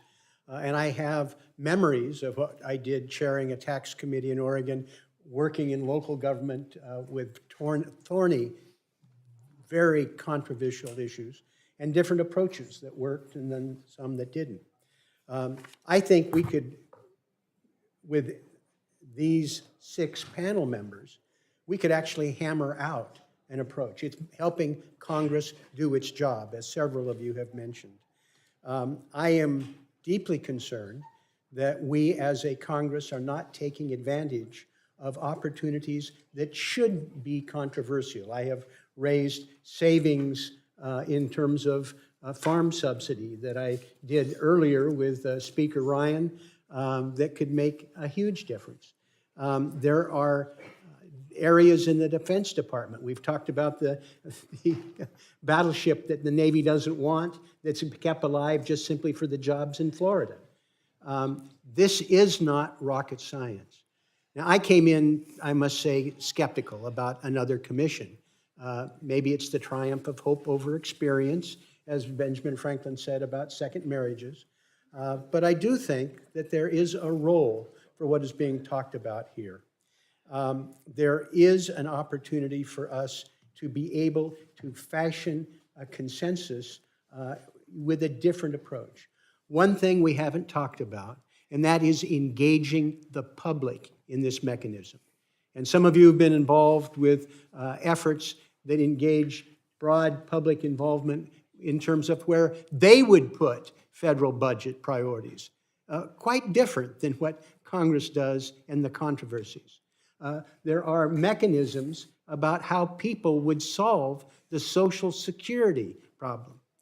And it really would provide cover. It's pretty balanced and effective, and it would work. They don't tie themselves in knots. And I don't think we delegate it entirely, but I think in actually having some mechanisms to engage the public can cut through some of the falderall. I'm not going to be here, but I do think there's a role for a carefully crafted commission to provide some guardrails, to force some of these things going forward. because what we're doing now is adding to the deficit, not just in terms of avoiding the problem, but there are costs for the failure that we have. Every run-up to a shutdown adds to the deficit because of the unnecessary costs and confusion. And Mr. McGovern wants us to think about how we're actually spending the money. We don't do that in Congress. So I'm hopeful that a commission can help. I do think there needs to be a role to engage the public. I've had a notion, a National Save Social Security Day, where we'd have high school students and college students come together on one of those simulations and do something that would engage the public in a broader sense. I do think there's a role for the mechanism that we have with the base closing commission. Yes. Because it forces us to act. It used to be the third rail. It's been extraordinarily successful. And I think a combination of a commission, a mechanism that forces action, and engaging the public would help us move it forward, because I think this is an important thing for us to do. Very thoughtful. Thank you, Mr. Blumenauer. Look, our Senate colleagues are here, and I'm going to do something that is a little unorthodox. We haven't done it, but we're going to attempt at a rapid round of just thoughts, and I apologize for not giving my colleagues the opportunity to ask questions of this group of panelists, but you're our colleagues. We know where you live, as we say. So if Mr. Estes from Kansas, take a minute, share your thoughts, your takeaways, anything you want to emphasize, and then we're going to go to Mr. Espaillat and then Ms. Bice and work our way through the list. Just a rapid round of thoughts, please. Thank you, Mr. Chairman. It's important for us to talk about this. Over the last year, we've borrowed $90,000 a second, and it's important for us to come out and address this. We know that over the last 40 years, there have been several commissions implemented. Some of them worked, some of them didn't. The Social Security Trust Fund that's been talked about today would have been empty in 1983 without a commission that successfully worked for that. So we've got to be able to focus on that. We've got to be able to make sure that we take those lessons learned, whether it's from Pennsylvania, whether it's from the discussions in 2018, and how do we create a successful commission with the right checks and balances and implementation schedule, up and down vote and other issues, and make sure that works. So with that, I'll yield back, Mr. Chairman. I appreciate the opportunity to talk about this very important topic and appreciate all of you as panelists being here. Thank you. The batting order is Mr. Espaillat. You have a minute. I'm glad I'm the cleanup hitter. Thank you, Mr. Chairman. And fiscal commissions have generally failed. We saw how Speaker McCarthy's H.R. 5525 failed. Very bipartisan stuff going on makes it almost impossible to reconcile. But is it really service cuts, benefits are the very needed, or is it a lack of revenue as a result of decades of tax cuts to the very rich, corporate welfare, if you may? And that's the question. Do we have enough revenues to help out AARP and the seniors that are here today that are very needy? I represent the district in the Heights. You may have seen Washington Heights, you may have seen the movie, where we have a significant number of people dependent on benefits, and their rent overburdens them. Over 55% of their salaries are spent on rent. And so is it really tax cuts to the people that are starving, or is it a lack of revenue? Thank you, Mr. Chairman. Okay. Ms. Chakowski, you have a minute? Let me just say, I've had an experience with such a study, such a commission. I was on the Simpson-Bowles Commission many years ago in 2010, and this was about coming up with a budget agreement, and we couldn't do it. And I have felt since then, and I was happy that we couldn't, because the proposal that was on the table was to include cutting Social Security, which I said no, and I had my own plan. But it seems to me that doing this kind of commission is a way for members of Congress to get out of, from under having to take the blame for the kinds of cuts that may be presented. And I think that this is the kind of discussion, and John Yarmouth certainly agreed, that we have enough capacity to do with the committees that we have to do something. And I just wanted to ask my dear colleague, Jim, well, if I could just ask Jim McGovern to comment on that. Do you think Mr. we need Kowski, this? we're, I'm going to ask you to, we're trying to roll this with a minute. Jim, you got a 3-word answer? Question, because you The cut question, her off. no, the question I is, wanted do we to really brief the need such a question. commission? No, I don't believe that we should have a commission. I think we do have the capacity to be able to resolve these issues, and we have proposals that we should bring to the floor and debate them and vote up or down on them. Thank you. And Mr. McKean, you're recognized for a minute. Wave. Ms. McLean, you're recognized for a minute. Thank you. One thing, I want to get a plug in for all these horrible, awful businesses out there. As a business owner myself, the business owners, at last I checked, we have a progressive tax system. It's the businesses who actually pay taxes themselves. Not all of them are horrible. And number 2, it's the businesses who actually employ people who, yes, they pay taxes. And I might want to remind everybody that it is the economic system that gives us our social program. So I think we should incentivize businesses to be profitable and to hire more people who, in essence, pay more taxes. But that's a separate topic. I also want to think and talk about, and I haven't heard much of, I think the commission is a good idea, bad idea, it doesn't matter. I actually seem to think it is a good idea. But with that business idea, I'd like to hear about 2 things. How do we follow the rules? Because if we have a commission and the commission says X, we in Congress have a tendency to Will the raise gentlewoman rules. yield? We're in the minute. Yep. Quick round here, okay? Yep. So rules and accountability. I'd like to hear a little bit more talk about that. Thank you. Okay, thank you. Without objection, I would like to submit for the record a letter in support of a bipartisan fiscal commission from my friend and colleague, Representative David Schweikert of Arizona, who is partner in a fiscal accountability and as vice chairman of the Joint Economic Committee. So ordered. With that, thank you again, Representative Heisinger, Representative Peters, Representative Womack, Representative Case, Representative McGovern, and the ranking member, Representative Smucker, for appearing before us today. This concludes our first witness panel. Thank you, gentlemen.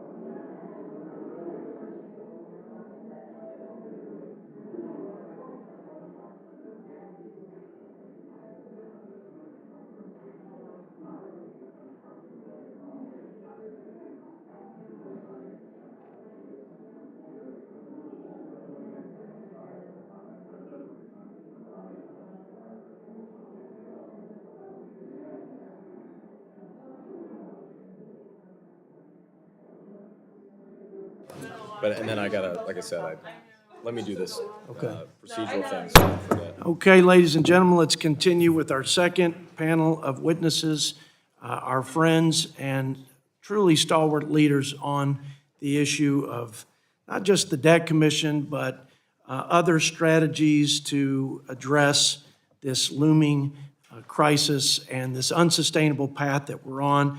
Both of these gentlemen recognize that, and we are all grateful for your leadership. So welcome Senator Manchin, Senator Romney. They together have introduced Senate Bill 3262, which I mentioned earlier, the Fiscal Stability Act of 2023. We want to thank you again for your time today. I know due to scheduling conflicts that we will only have you for a short while, but it's going to be... Stay longer if you want. Well, we want to respect your time, but we want it to be a meaningful experience. So we're going to start with your testimony, and then we're going to ask a couple questions before you have to go back to the upper chamber. So with that, let me yield 5 minutes to Senator Joe Manchin. And again, we appreciate you being here. Thank you, Chairman Arrington and Ranking Member Boyle, for providing me with the opportunity to appear before the House Budget Committee today, and all the members here. I appreciate being here. I'd also like to thank my friend, colleague, Senator Romney, for his dedication to seeking solutions for our nation's fiscal challenges, and thank you to the committee for steadfast commitment to improving our fiscal health. The Congressional Budget Act of 1974 sets a timeline for Congress to follow when it comes to the budget process. So we have it in law that by April the 15th of each year, Congress must, I'll repeat, must pass a budget resolution. And by September the 30th of each year, Congress must pass all 12 appropriations bills. Unfortunately, it's a timeline without any teeth. On September 30th, 1996, Congress passed all 12 appropriation bills for fiscal year 1997. As the committee is likely aware, the national debt at that time was $5.4 trillion. Today, we spend that much and more in 1 year, and the national debt exceeds $33.7 trillion. On August the 5th of 1997, Congress and President Clinton enacted the Balanced Budget Act of 1997, which was negotiated in a bipartisan way by then White House Chief of Staff Erskine Bowles and then House Budget Committee Chair John Kasich. Among other things, it set enforceable budget caps for fiscal year 1998 through 2002. What followed those bipartisan compromises were balanced budgets and surpluses of more than $550 billion. Unfortunately, the United States of America has not posted a surplus since. Over 22 years in the red. Every year, we spend more than we take in. There have been attempts to get us back on track. In 2010, the Simpson-Bowles Commission published recommendations that would have capped spending at 21% of GDP and reduced debt to 65% of GDP by 2020. Unfortunately, Congress refused to act for political reasons. On August 2011, Congress tried again with the Budget Control Act of 2011, which coupled a debt ceiling increase with a mandate of more than $2 trillion in cuts. Unfortunately, Congress again refused to act for political reasons, blowing through those caps and spending another $1.3 trillion more than we took in. Now it's too late for another warning. In 2011, Standard & Poor's downgraded the U.S. credit rating from a AAA to AA+. In the past few months alone, Fitch has followed suit, and Moody's Corporation is on the brink of its own downgrade. We are the only AAA-rated country in the world that does not have a multi-year fiscal planning process, the only one. We must reverse the catastrophic financial demise of our own making before it's too late. As evident by the chart behind me, in fiscal year 1997, revenues totaled $1.58 trillion and spending totaled $1.6 trillion. Fast forward to 2023, revenues totaled $4.4 trillion, while spending clocked in an astounding $6.13 trillion. Outside the fiscal years during COVID-19 pandemic, 2023 total deficit of $1.7 trillion was the highest in United States history. Let me repeat that. Last year's imbalance between spending and revenue was a record high. Years of fiscal irresponsibility have brought us to the crisis we face today, which is more than $33.75 trillion of national debt. In 2023, we spent more than $650 billion just on interest alone. By 2051, if we maintain this trajectory, the money that the federal government spends on interest to service the debt will be greater than what we spend on anything else, including defense, Social Security, Medicare. This is why Senator Romney and I, along with Senator Sinema, Young, Hickenlooper, Loomis, Warner, Cornyn, Tillis, and Shaheen, equally Democrats, equally Republicans, introduced the Fiscal Stability Act. More than 227 years ago, President George Washington warned. He warned of two things, really. The first thing he warned about is beware of the political parties, for they will usurp the power from the people. The political parties will usurp the power from the people. In his farewell address, he advised also against accumulation of debt, very much concerned. Fast forward to 2011, in one of my first hearings in the Senate, when I came to Washington, then chairman of the Joint Chiefs of Staff was Admiral Mike Mullen. I just came from governor. I didn't know a whole lot about on the national concerns that we had on national level with our defense. The question was asked, what's the greatest threat the United States of America faces? He didn't skip a beat, didn't waste a minute. He says, the national debt, the debt of this nation will take us down before any foreign adversary will take us down with their military might. He said, don't worry about the military might. We'll take ourselves down. And he was so right. So every family American understands this, and this is what we don't seem to get right. Every person in America understands that they have to live within their means. They can't figure out why we don't even try. So it makes the sacrifices today to give the children and their grandchildren a chance of life better than their own. We have just let our future generations, especially our children and grandchildren, we have let them down so drastically. We're the only generation that will turn it over worse than what we received it, much worse. So it's the American dream. We're in Congress. We have an obligation to get our finances in order so our children and all of them to come after will be in a stable situation, and the time to act is now. So I want to thank you all so much for having me, and I turn over to my dear friend from Utah, and he has the same passion I have for this. Thank you, Senator Manchin. By the way, you just took my ranking member's place as my favorite Democrat in this place. I don't know. Brendan's hard to replace. Thank you for your thoughtful and insightful words. Senator Romney, thank you for so joining much. us. It's impressive to listen to Senator Manchin. He said a lot. I hope we listened carefully to what he had to say, with which I fully agree. Social Security cuts, no commission to cut Social Security. How about to raise taxes? How about to raise taxes? How about to raise taxes? How about to raise taxes? How about to raise taxes for Social Security? You against that too? Is he on your staff? What staff are you on? I think the gentleman will be, I got it. No Social Security cuts. We don't need a smoky back room to cut Social Security benefits. No. We'll just suspend, folks. Hi, Senator. How are you? He knows you. He shows up regularly. Yeah.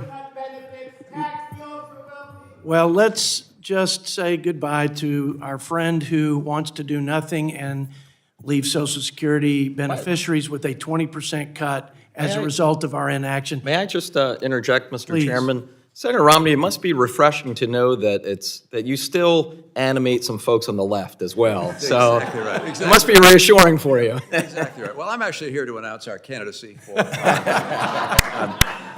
Senator Romney, thank you for your patience. Thank you, Mr. Chairman, ranking member. Appreciate the chance to Continue. be with you and the members of this committee.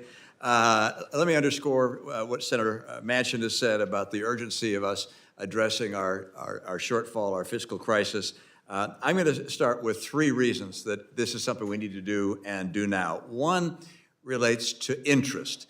And I'm going to get there by showing you, as a percentage of the economy, what's happened to defense spending, which is the solid line, and domestic discretionary spending, which is the yellow line, and where the CBO projects them to go over time. As you'll note, our spending on discretionary items has come down, both for the military as a percentage of the GDP, both for the military and for the discretionary domestic spending. But because of baby boomers, what's going to happen on Medicare and Social Security is a very different pattern. Social Security is the orange line there, and Medicare is the blue line. You'll see that Medicare over the next, by the way, this first dotted line is current, 2023. The dotted line over here is 2030, which would be 6 years from now, the end of the next group of senators' term.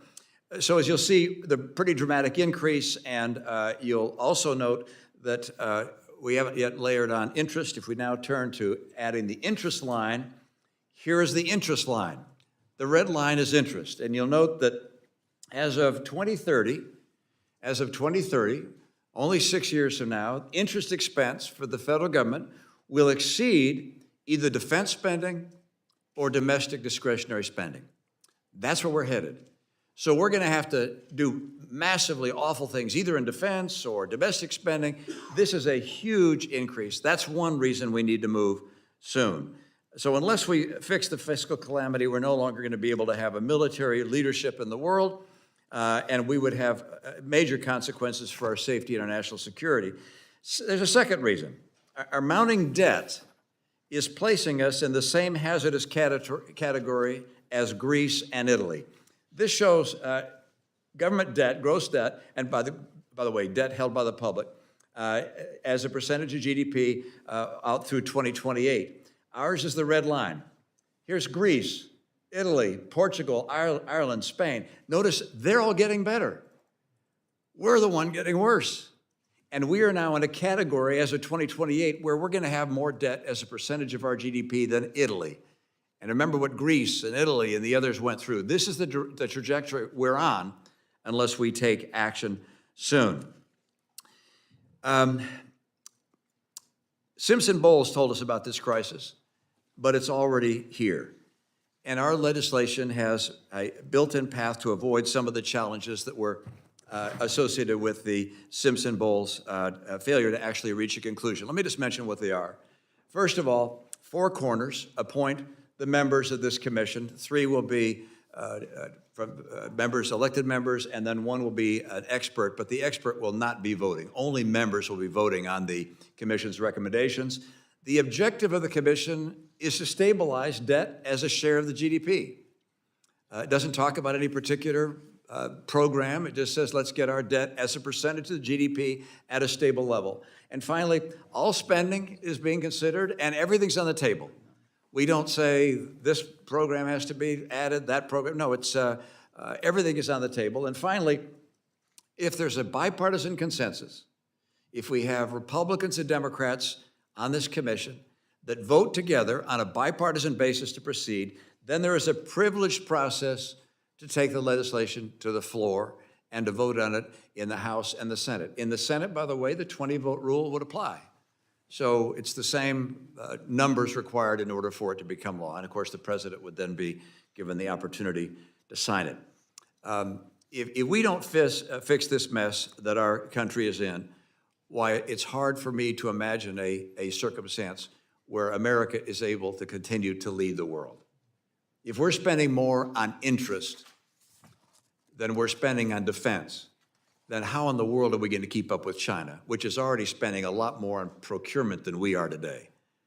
So this is a decision we have. We're either going to be known as a generation that took on tough challenges and solved them, or one that didn't. We all lived in the shadow of the greatest generation. If we don't fix this problem, we're going to be known as the worst generation. Our children, our grandchildren depend on us taking action, and everything's on the table.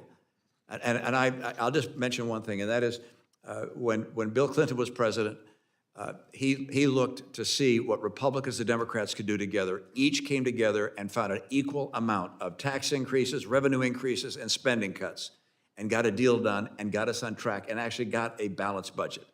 This is something we can do, but only if we do it on a bipartisan basis. Thank you, Mr. Chairman and Ranking Member. I think both senators were honored by your participation today.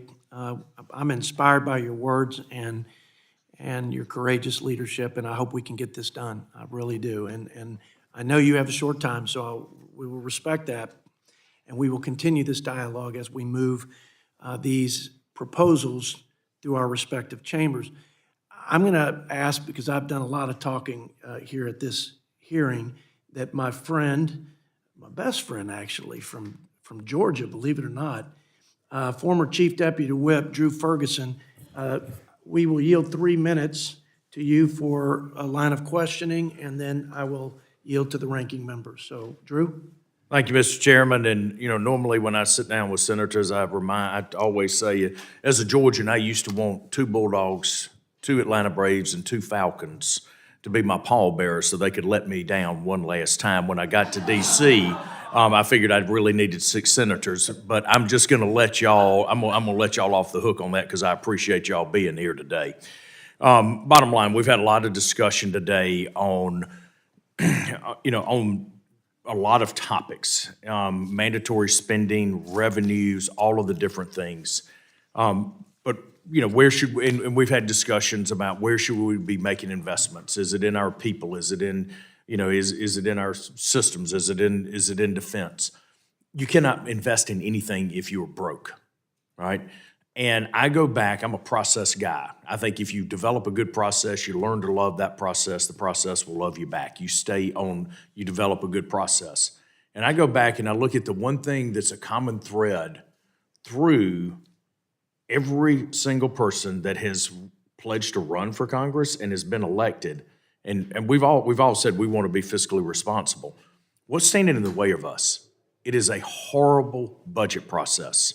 It is a process where there are 50 acceptable pathways to failure and about 1 or 2 acceptable pathways to success.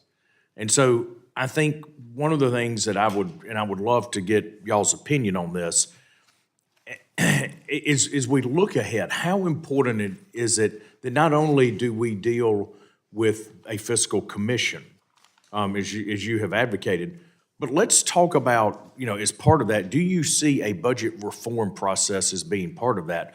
Because we quite candidly, we have a budget process that yields an aspirational document that's really not ultimately tied to appropriations or tied to the authorization, and none of it's tied to the revenue stream. So, Senator Romney, I'd start with you on this. Talk to us a little bit about process reform and how important it is to put a process in place that rewards early success and punishes, you know, and punishes late failure so that Congress is incentivized to do the right thing. I'm not going to disagree with you. I'm not going to disagree. I agree with you that we need to have a budget process which follows the law. And finding teeth to make sure that that budget process is followed is going to be a challenge which this commission can take on, among other things. I would note that I don't think process is sufficient. It's necessary, but not sufficient. And I say that because increasingly people have found we can make things mandatory. Both chambers have said, hey, we can put this outside the budget. We can put it as a mandatory spending item. And now almost 70% of our federal spending is mandatory. It's not part of it. So if we had a perfect budget process, we may do a better job taking out some waste and abuse and excess in our spending, although you saw that as a percentage of the GDP, domestic spending and defense spending is actually going down. Our challenge is we have baby boomers, a lot of us. And we're just recognizing that presents a real fiscal challenge for us, and we're going to have to deal not just with the process of dealing with our budget, but also dealing with the non-budget, if you will, the non-discretionary items of our spending as well. Mr. Chairman, can I just say one thing very quickly to that? Please. We have the budget on the laws right now, Congressional Budget Act 1974. It sets the timeline. It sets it basically April 15th of each year. We're supposed to basically pass a budget resolution. And then, again, by September 30th, pass our appropriation bills. No teeth. You've heard about no budget, no pay, and all the different things. We've got to find a way to put teeth to the law we have. And if it's not going to be something as draconian as saying, well, no budget, no pay, it makes sense to me. Back in West Virginia, if you don't do your work, you don't get paid. And if you do get paid, you've done your work. Pretty simple. But with that, why not have mandatory cuts if we don't do it on time? That's what could be done. And the bottom line is, if we don't, I'm trying to preserve Social Security. I got 400,000 people. Out of 1.7 million people in my state, 400,000 depend on Social Security and Medicare. Social Security is their lifeline. Within 10 years, they're going to have a 20% cut. So if Aunt Mary is getting $1,000 a month now, she's going to open the mail and get $800 and say, what in the hell happened? How come you all cut me? I'm trying to preserve that from happening. That's what we should be talking about. How do you preserve the system, not this? Is he on your staff? Not that I recall. Okay. The guy that was screaming back here. Okay, those people there, they don't want it because, you know, his generation may have to have some adjustments made. But anybody 50 and over, we've been talking about, we're preserving the system that we have. And they're trying to weaponize it is what they're trying to do. We can't let it happen. Yield back. Thank you, Mr. Chairman. Thank you. I thank the gentleman, and now yield as much time as you may take for your line of questions. Thank you, Mr. Chairman, and thank you, Senators, for being here. First, Mr. Chairman, I ask unanimous consent to include the following in the record. Letters to the both of us from the American Federation of Government Employees, the Bipartisan Policy Center, and the National Postal Mail Handlers Union. A letter to all representatives and senators from the AARP, and finally, a letter to all members of Congress from the President and CEO of the National Committee to Preserve Social Security and Medicare. These are all based in West Texas? No. Without objection, so ordered. Good organizations. But, well, thank you again, and very much admire both of your careers in public service. Just a couple points, and then I wanted to give you both the opportunity to address something that my predecessor, who served on one of these commissions that didn't succeed, said when we had a hearing here a couple weeks ago on exactly the same topic. First, I always point out to people, because, you know, sometimes through nostalgia, sort of fairy tales get told about a perfect past that was never so, sadly. Everyone points to the great example in 1983, where President Reagan and Tip O'Neill shook hands and they saved Social Security. That part is true. The part that is often left out is that we were literally just weeks away from Social Security payments being missed. That's how close to the deadline they were. So I point out to people, I have good news and I have bad news. The good news is we have time. Social Security Trust Fund will become insolvent either 2033 or 2034, depending on if you use the CBO figures or the Social Security trustee figures. So we have about a decade. Medicare trust funds become insolvent a little bit before that. So the good news is we have time. The bad news is we have time. And given the way human nature is, given the way Congress tends to act just basically based on deadlines, time in this regard is not our friend.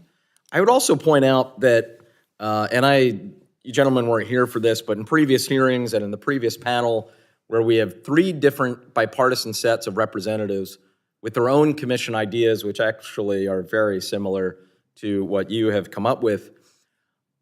Ultimately, regardless of the shape and form of a commission, or if Congress just finally did its job in terms of the legislative process, it ultimately will come down to a decision of either more revenues or cuts or a blend of the two.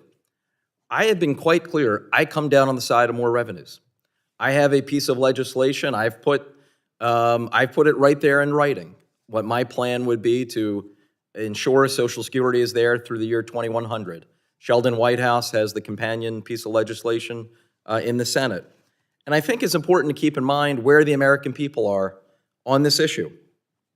According to Navigator polling from this June, when asked about approaches to reducing the deficit, 82% of Americans opted for raising taxes on the top 1% in corporations, including closing tax loopholes, and only 7% opted for cuts to Social Security and Medicare. So the American people are pretty clearly, overwhelmingly, on the more revenue side of this equation as opposed to cuts. Now, finally, I just want to give you the opportunity to respond to something.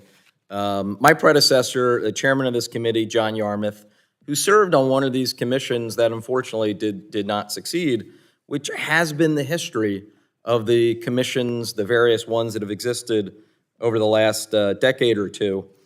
And he said something in his opening statement that I'm just going to read, and I wanted to invite the both of you to comment or point out where you think he may be wrong.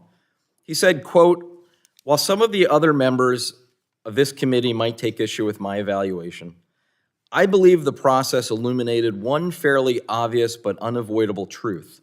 The problem is not the process, it's the people. In other words, if members of Congress are not willing to muster the determination and courage to take on our fiscal challenges, even the best ideas will never be implemented."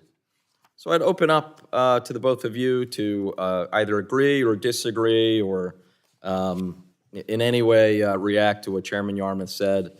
So I'll yield Senator Romney, Senator Manchin. Let me just say on that, I look back in history and try to figure out, Ross Perot ran as an independent, okay? And he ran on one item, the finances of our country, and made that his focal point of running. We were maybe $2-3 trillion of debt at that period of time, if that. But he knew we were going in the wrong direction and no one was stopping it. So that caused some concern. We should have been alarmed and we weren't. How many of us know people that we talk to that says, I don't mind paying taxes, I just don't like how you spend it? We hear that from everybody, people of high net values and all.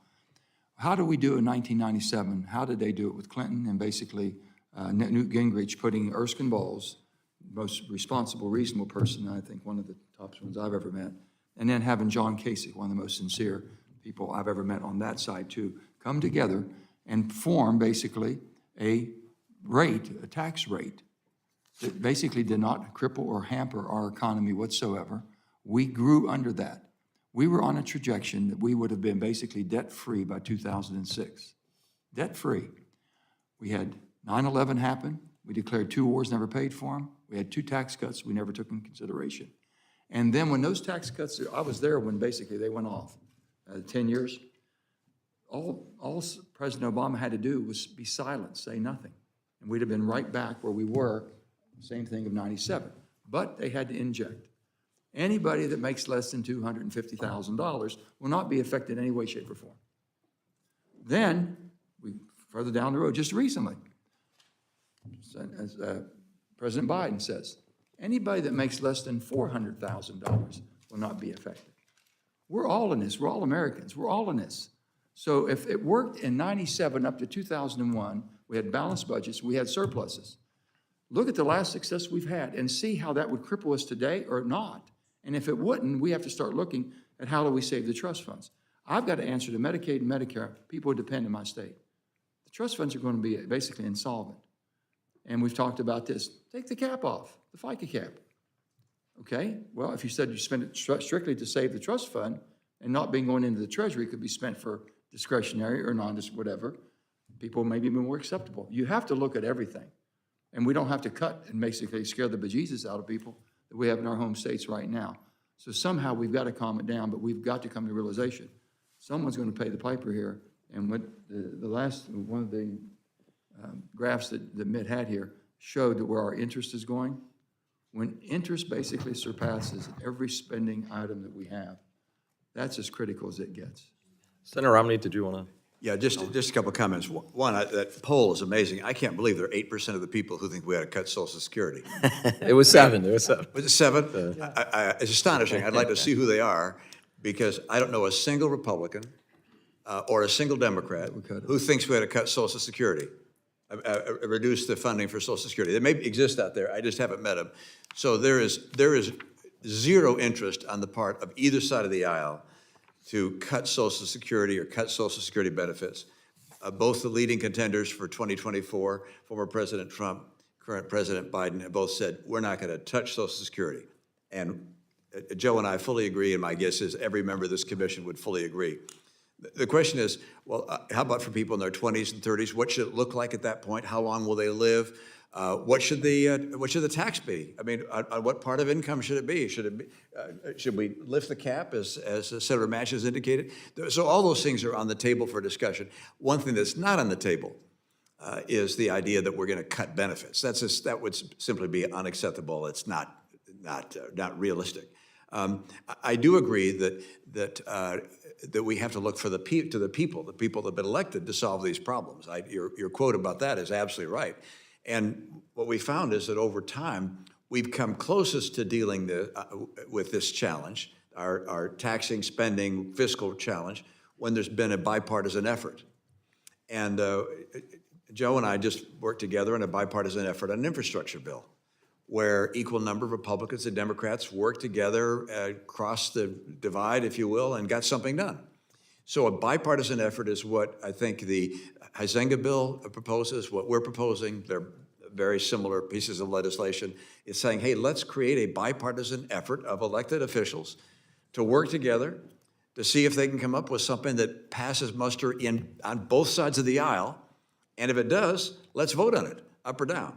Because I do think that the urgency today I mean, I didn't underscore this urgency, but I spent my life in the private sector, in the financial sector.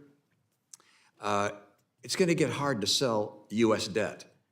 And we might want to lower interest rates, you know, say, okay, whether we're over the tough times, let's bring inflation has been dealt with, let's bring interest rates down. The Fed's not going to be able to control interest rates if people don't want to buy our treasuries. Their interest rates are going to start going up all by themselves.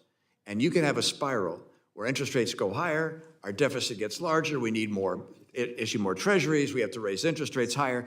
We can find ourselves in a Latin America type circumstance.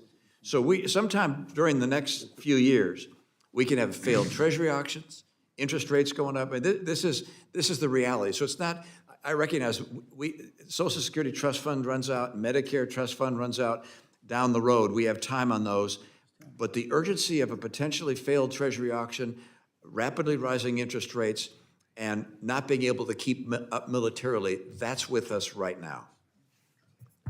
I mean, I would just, while no one should misunderstand me, and Chairman knows this because we've had a ton of hearings, I have never suggested that the deficit or debt is nothing to worry about.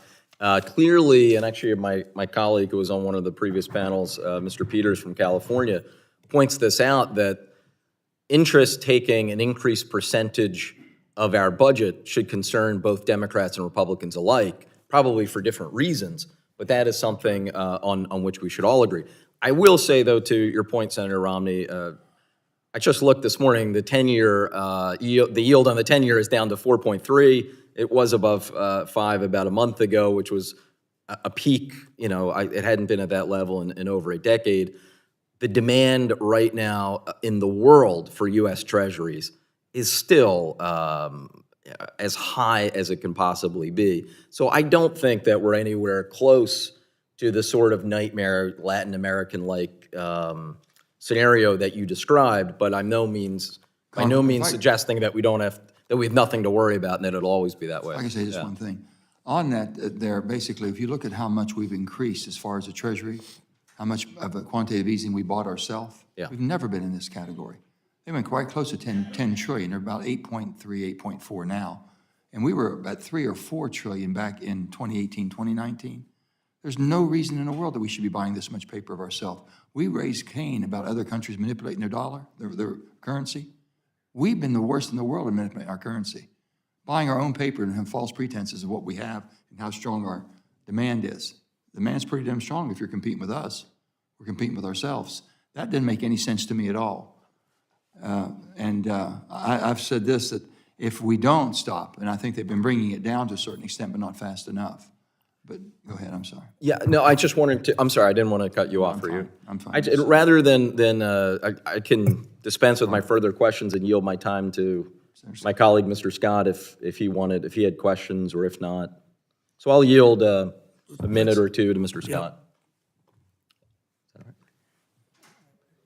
Let's make it quick, Mr. Scott, just because they've got to get out of here. Okay. But Well, thank you. Well, I just want to make a point about, we've heard about giving credit to Mr. Kasich and President Clinton for that.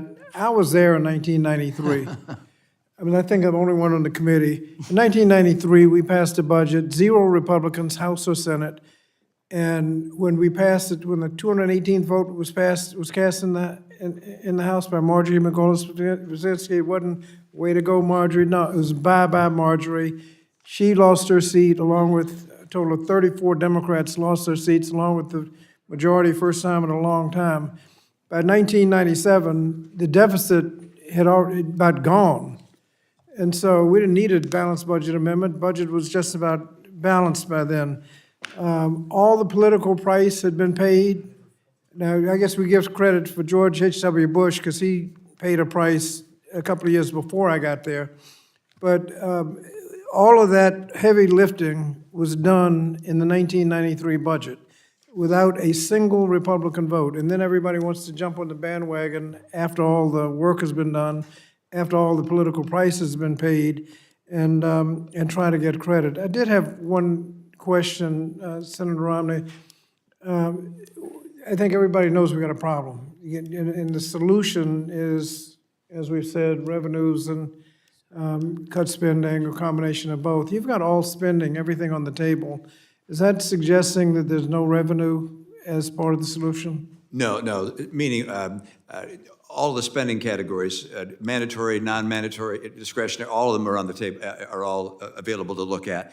And everything's on the table, meaning revenues as well as spending. If there are other ideas, there's an arbitrage idea that's been put forward by a couple of senators. So basically all ideas are open. Including revenue? Including revenue, yes. The gentleman's time has expired. I think it's a good question. Could I just make one last quick question? Ranking member said we've got time. The more time we take, the more expensive it gets. Thank you. Couldn't agree more. Boy, I've got all kinds of good counsel over here. Listen, we can all talk about this all day because we care about it, and we just want to find a path to success for the sake of the generations of Americans. I love what you said. I couldn't say it more poignantly and eloquently. People are counting on us to lead and make sacrifices and make tough decisions, and we may be the only generation that fails to do that. The American spirit, the American way of putting the interest of the country before our political interest, that's really what this boils down to. Can this commission help facilitate that courage and getting to those decisions? I think we got to give everything a shot. Mr. Chairman, What's happening now doesn't seem to be working. if I may say this, we have two bipartisan bills. You have one on your side. Yes, sir. With Congressman Peters and Congressman Heinzinger. Yes. We have ours with bipartisan support. We have enough members who aren't returning. They've decided to take a hiatus, okay? There's enough people here that'll bite the bullet. Yes. There's enough people that'll bite the bullet, do the right thing. It's a small price to pay for our country. Amen. We are we've never been in this condition before. We have never come close to this. So we got to figure out how we can do this, put the right people on that aren't afraid to do something right. And it's just, I think it'll be the most rewarding thing we do for our country. Well said. And one last point. We've got to sound the alarm because we've been sleepwalking off the fiscal cliff, and we're numb to the trillions of dollars in the young people. They're especially numb to it because to date, we've had the reserve currency. We still have it to date, but when the dominoes start falling, it's hard to put all the pieces together again, right? So at a minimum, this commission can sound the alarm and have a national campaign to tell the American people and generations of Americans what's going to happen if they don't put pressure on us to have the political will to do the right thing for them. So with that, any last word, and then we'll call this. The only thing I would say, go ahead. I'm good. The only thing I would say on that is if the people in America know what would happen to the United States of America if we do not maintain the reserve currency of the world, if they know what a factor that is and what it plays into our national defense, God help us. God help us. You want to raise the alarm, that's the one. We're gonna sell our treasuries as long as we're the reserve currency of the world. But a famous person in a wonderful book once said, in terms of going bankrupt, first you go slowly and then you go suddenly. Yes. And so this is something we're going to have to deal with at some point. I hope it's not real soon, but we have to deal with, and we need to be responsible enough. And we were elected to deal with the challenges we face. This is clearly one of them. Thank you, Mr. Thank you for Chairman. being Appreciate it. generous Thank with you, your member. time. I appreciate all the comments. This concludes today's hearing. And with that, this committee stands adjourned.